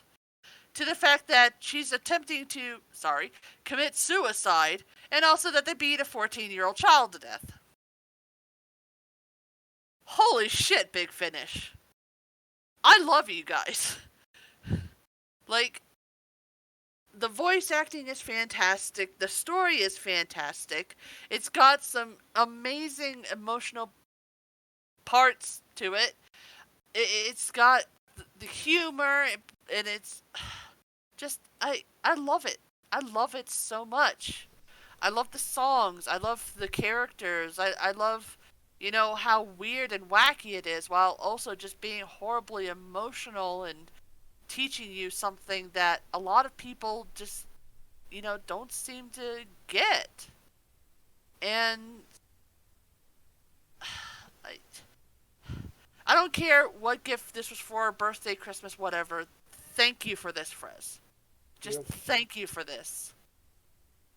And it was so hard to not talk about this the entire time because I knew it was coming up, and just I'm glad you didn't, because the surprise of that was necessary. Yeah. For once, I was mirroring Frez and being the person with all the answers while everybody else was experiencing for them for the first time. How the fuck do you do it, Frez? Very carefully. Very carefully. Frez, I would like you to go second because I'm going to get real in my bit, so we'll save that for the end. I'll take an interesting tact. This story, this audio, I think the TV show should be more like it. And I mean both the actual Colin Baker era. It's sort of a glimpse of what could have been for the Colin Baker era and what could have been for, the modern show that we live in. My critique Chibnall. The show has gone too far up its own ass and it's not about anything other than itself and shit. Well, look at the story like Doctor Who and the Pirate. It's what they call a pure historical. Absolutely no aliens or anything in it. No sci-fi bullshit that's like, the fate of the is at stake. I, the pirate of Piratron, I'm going to destroy the Earth. None of that shit. It is just the framing story of the pirates is just. It's a story about the Doctor and his companion getting stuck on a pirate ship and having to get out and deal with bloodthirsty pirates and real tragic loss and stuff. But the story itself is told in that interesting, unreliable narrator framing device. And it's using that to tell a real story about grief and loss and guilt and moving on and learning not to blame yourself for such traumatic grief and loss and feelings of self-harm and stuff like that. It's a very real and human story about healing and telling about a story. And that is the kind of thing that I am all about. So you get the fun bit of the weird, how shall I say, dissonance behind it, where it has those real bits, but also at the same time you're trying to distract yourself from that real grimness with Gilbert and Sullivan musical parodies, which is inspired in its own way before you really know that terrible things are about to happen. It's a moving, beautiful piece of Doctor Who, and the franchise is better for it, and the series would be better if it made more stories like this that really touch on real, human issues and emotions rather than just, hey, remember 2008 when the show was good? Because that's not what Doctor Who is for me. This is the kind of shit Doctor Who is for me. And our franchise is all the better for it. Rain, if you would. Well, just before Rainiac goes, because he said he's going to get real, I want to point out the writer of this audio drama is Jacqueline Rayner, and she has done a fuck ton of shit for Doctor Who. Anything televised? Because I kind of remember that name. Well, she's done a lot of novels.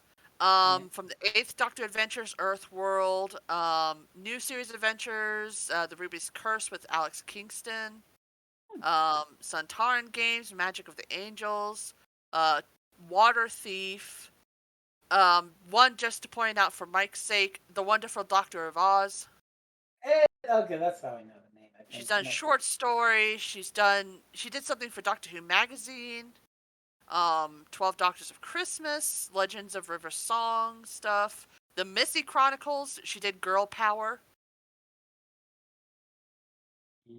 Just, she has done a lot. Just a lot.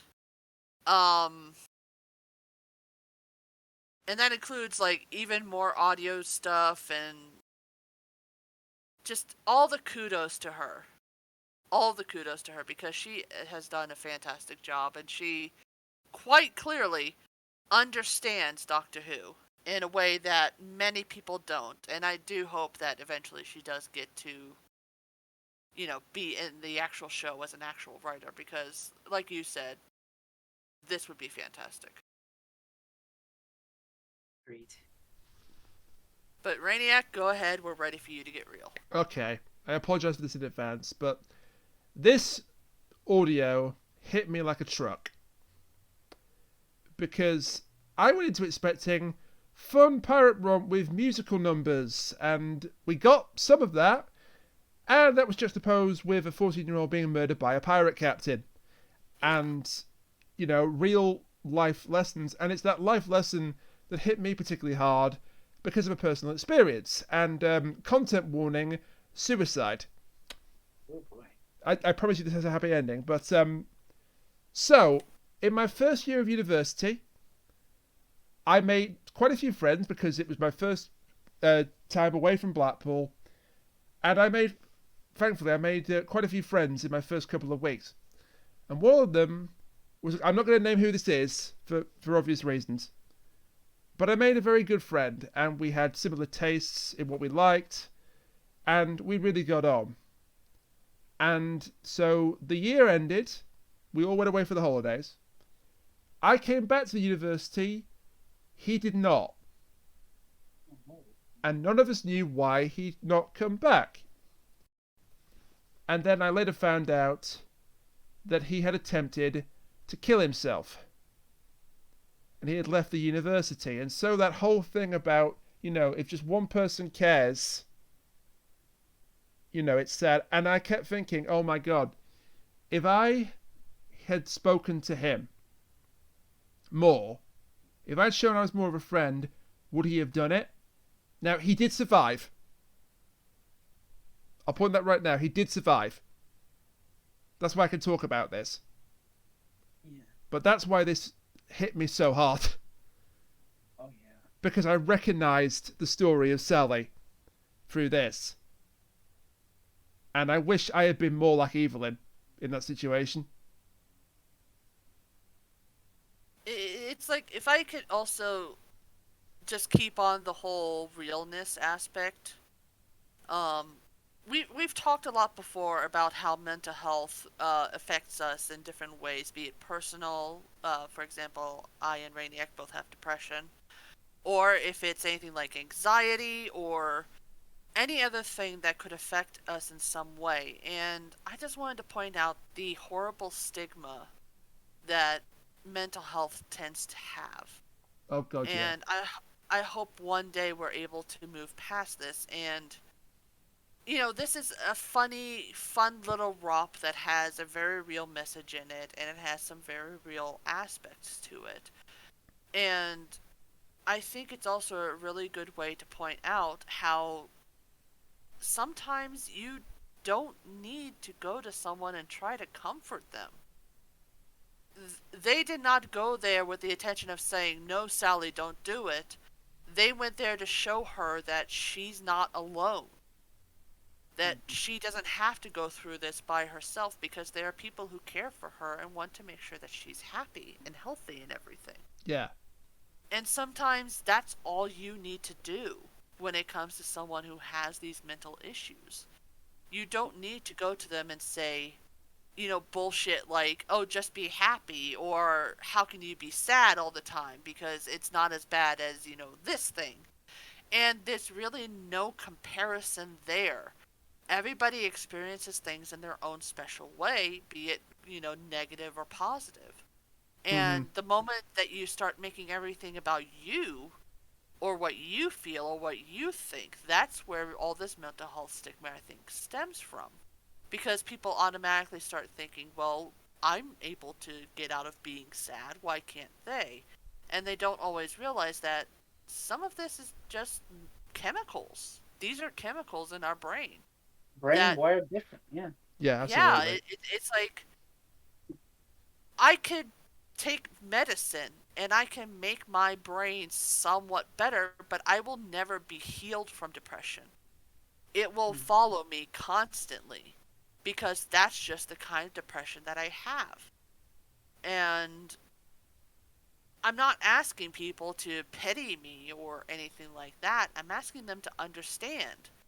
Because that's one of the big things that I had in my past life is I had a lot of people who just didn't understand. And I'm going to get a little real here. I'm not the biggest fan of my mother. I still love her and I still care for her, but I'm not the biggest fan. And I don't think I've ever talked about this with you guys, but she was one of those people who just does not understand mental illness, despite the fact that she has a brother who did indeed commit suicide. Oh, God. Yes. Oh, what have I And done? I know. I'm sorry. If this becomes too dark, then obviously you can skip over it. Rainiac will put in a timestamp for this just to cover it up. I never knew my Uncle Joe. But I do remember the effect that just finding his class ring, which had been lost years and years ago, that had a huge effect on my family, just seeing that. Oh, God, I'm so sorry. And it's one of those things that made me realize, well then, why doesn't this person understand what I am going through? Because I have some of the typical depression issues. I have trouble doing things for myself. I can spend a lot of time where I don't do simple things, like I don't take care of my hygiene, or I just don't clean up. Not because I'm lazy or I don't want to, but because I just simply can't. And there's a lot of people who don't understand depression does horrible, horrible things to people. It's like Sally's over here thinking that it's entirely her fault, and she's willing to commit suicide over this. And this, maybe it's just a temporary depression, but it's still depression. And there's people out there who have anxiety to the point where maybe they're agoraphobic, or they're just unable to do what you believe to be very simple tasks. And you have to understand this sort of thing is not something that's easily gotten over. You can't just go up to someone, hit them with a magic wand, and say, you're happy now. You can't expect them to be taking medicine and then they're all right again. And I know that this is getting maybe a little too real for just some stupid-ass podcast that we're recording on a Sunday Don't afternoon. apologize about it. At least for me, it's Sunday night for you. But it's one of those things that you really have to think about more often. And you have to understand that life isn't all about you.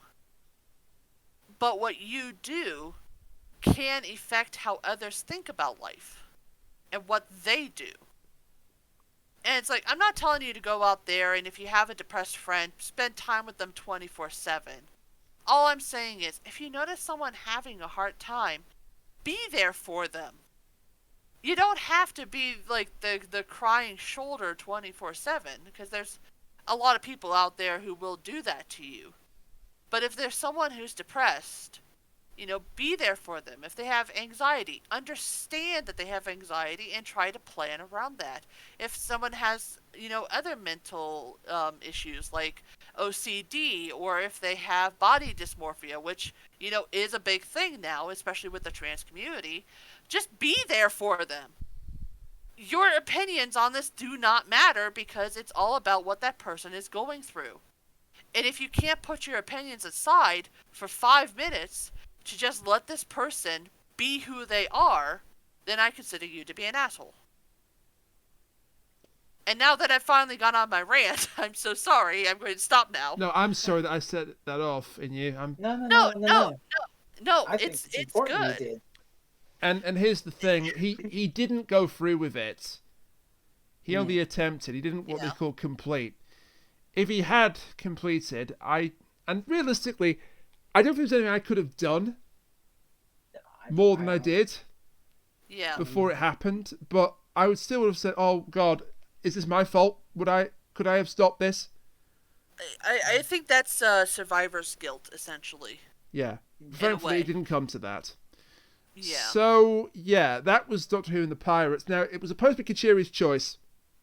Can I say before we wrap up, just to get the end of the I'm glad that we were able to have this real discussion, and echoing Cat, I think it's about empathy and understanding people Yeah. with mental health issues. Not just the shoulder to cry on, the person who will make it all better. Just empathy and understanding. And I'll also say, echoing what I was saying about this, that the fact that we were able to have such a real discussion about a piece of Doctor Who, that the metaphor and resonance with a real world issue hit in such a way that it moved both of you to remember your experiences with mental health and people struggling with it. Way better than just, oh, look, it's the aliens you remember from 15 years ago in Flux. Doctor Who echoing a sentiment that resonates with something in the actual, real, human, emotional world instead of just endless parading reference. That's the kind of shit I'm talking about here, right? Yeah. Yeah. You know what I mean? It's like, it's so easy to go back to classic Doctor Who and, be one of those fans that points to it and says, I want more of that because it's mindless and I don't have to think about it. And everybody dies and and there's none of this bullshit, everybody lives stuff. It is really, really easy to do that. And it's really tempting to do that as well because, modern Doctor Who does hit on a lot of these things. It does look at these issues, like, Rose Tyler's father was dead, and, what was her reaction to meeting him again in an alternate universe? It deals with loss and, and lies and everything. And I mean, Classic Who, it's not like Classic Who was all mindless, bang, bang, arg, people fall down bullshit. I mean, you had lots of political stuff and other allegories. And the fact that people ignore that, or they just push it aside in favor of things like, is really annoying to me because you can have mindless media. I don't care if there's mindless media out there. I watch some mindless media. But when you have the potential to tell stories that do stuff like this, where it not only hits you really hard, but it also points out something that I think is important for people to understand. Why can't we just do more of that? If you don't like it, just don't watch it. And you don't have to go online and tell people, I'm not watching this because I'm blah, blah, blah, blah, blah. Nobody gives a fuck. That's your opinion. Again, I go back to my earlier point of put your fucking opinion aside for 5 minutes, please, God. Yeah. So it was going to be Kachiri's pick next week. Yeah. But we haven't been able to ask him what he wanted. So we're going to swap his and my pick around. Yep. And I made a promise that I would pick something I knew to be good. And I have done that. And I have just one question which will determine what we're going for next week for the both of you. Uh-oh. Do you mind if it's a David Tennant episode or not? No. I'll live, I guess. Would you prefer if it wasn't a David Tennant episode? Well, who else is there? Would you prefer it if it wasn't a David Tennant episode? I mean, possibly, but you do you. Good enough. Next time on Doctor Who Reviews, Matt Smith stars in Amy's Choice. Okay. Okay. Alright, good subversion.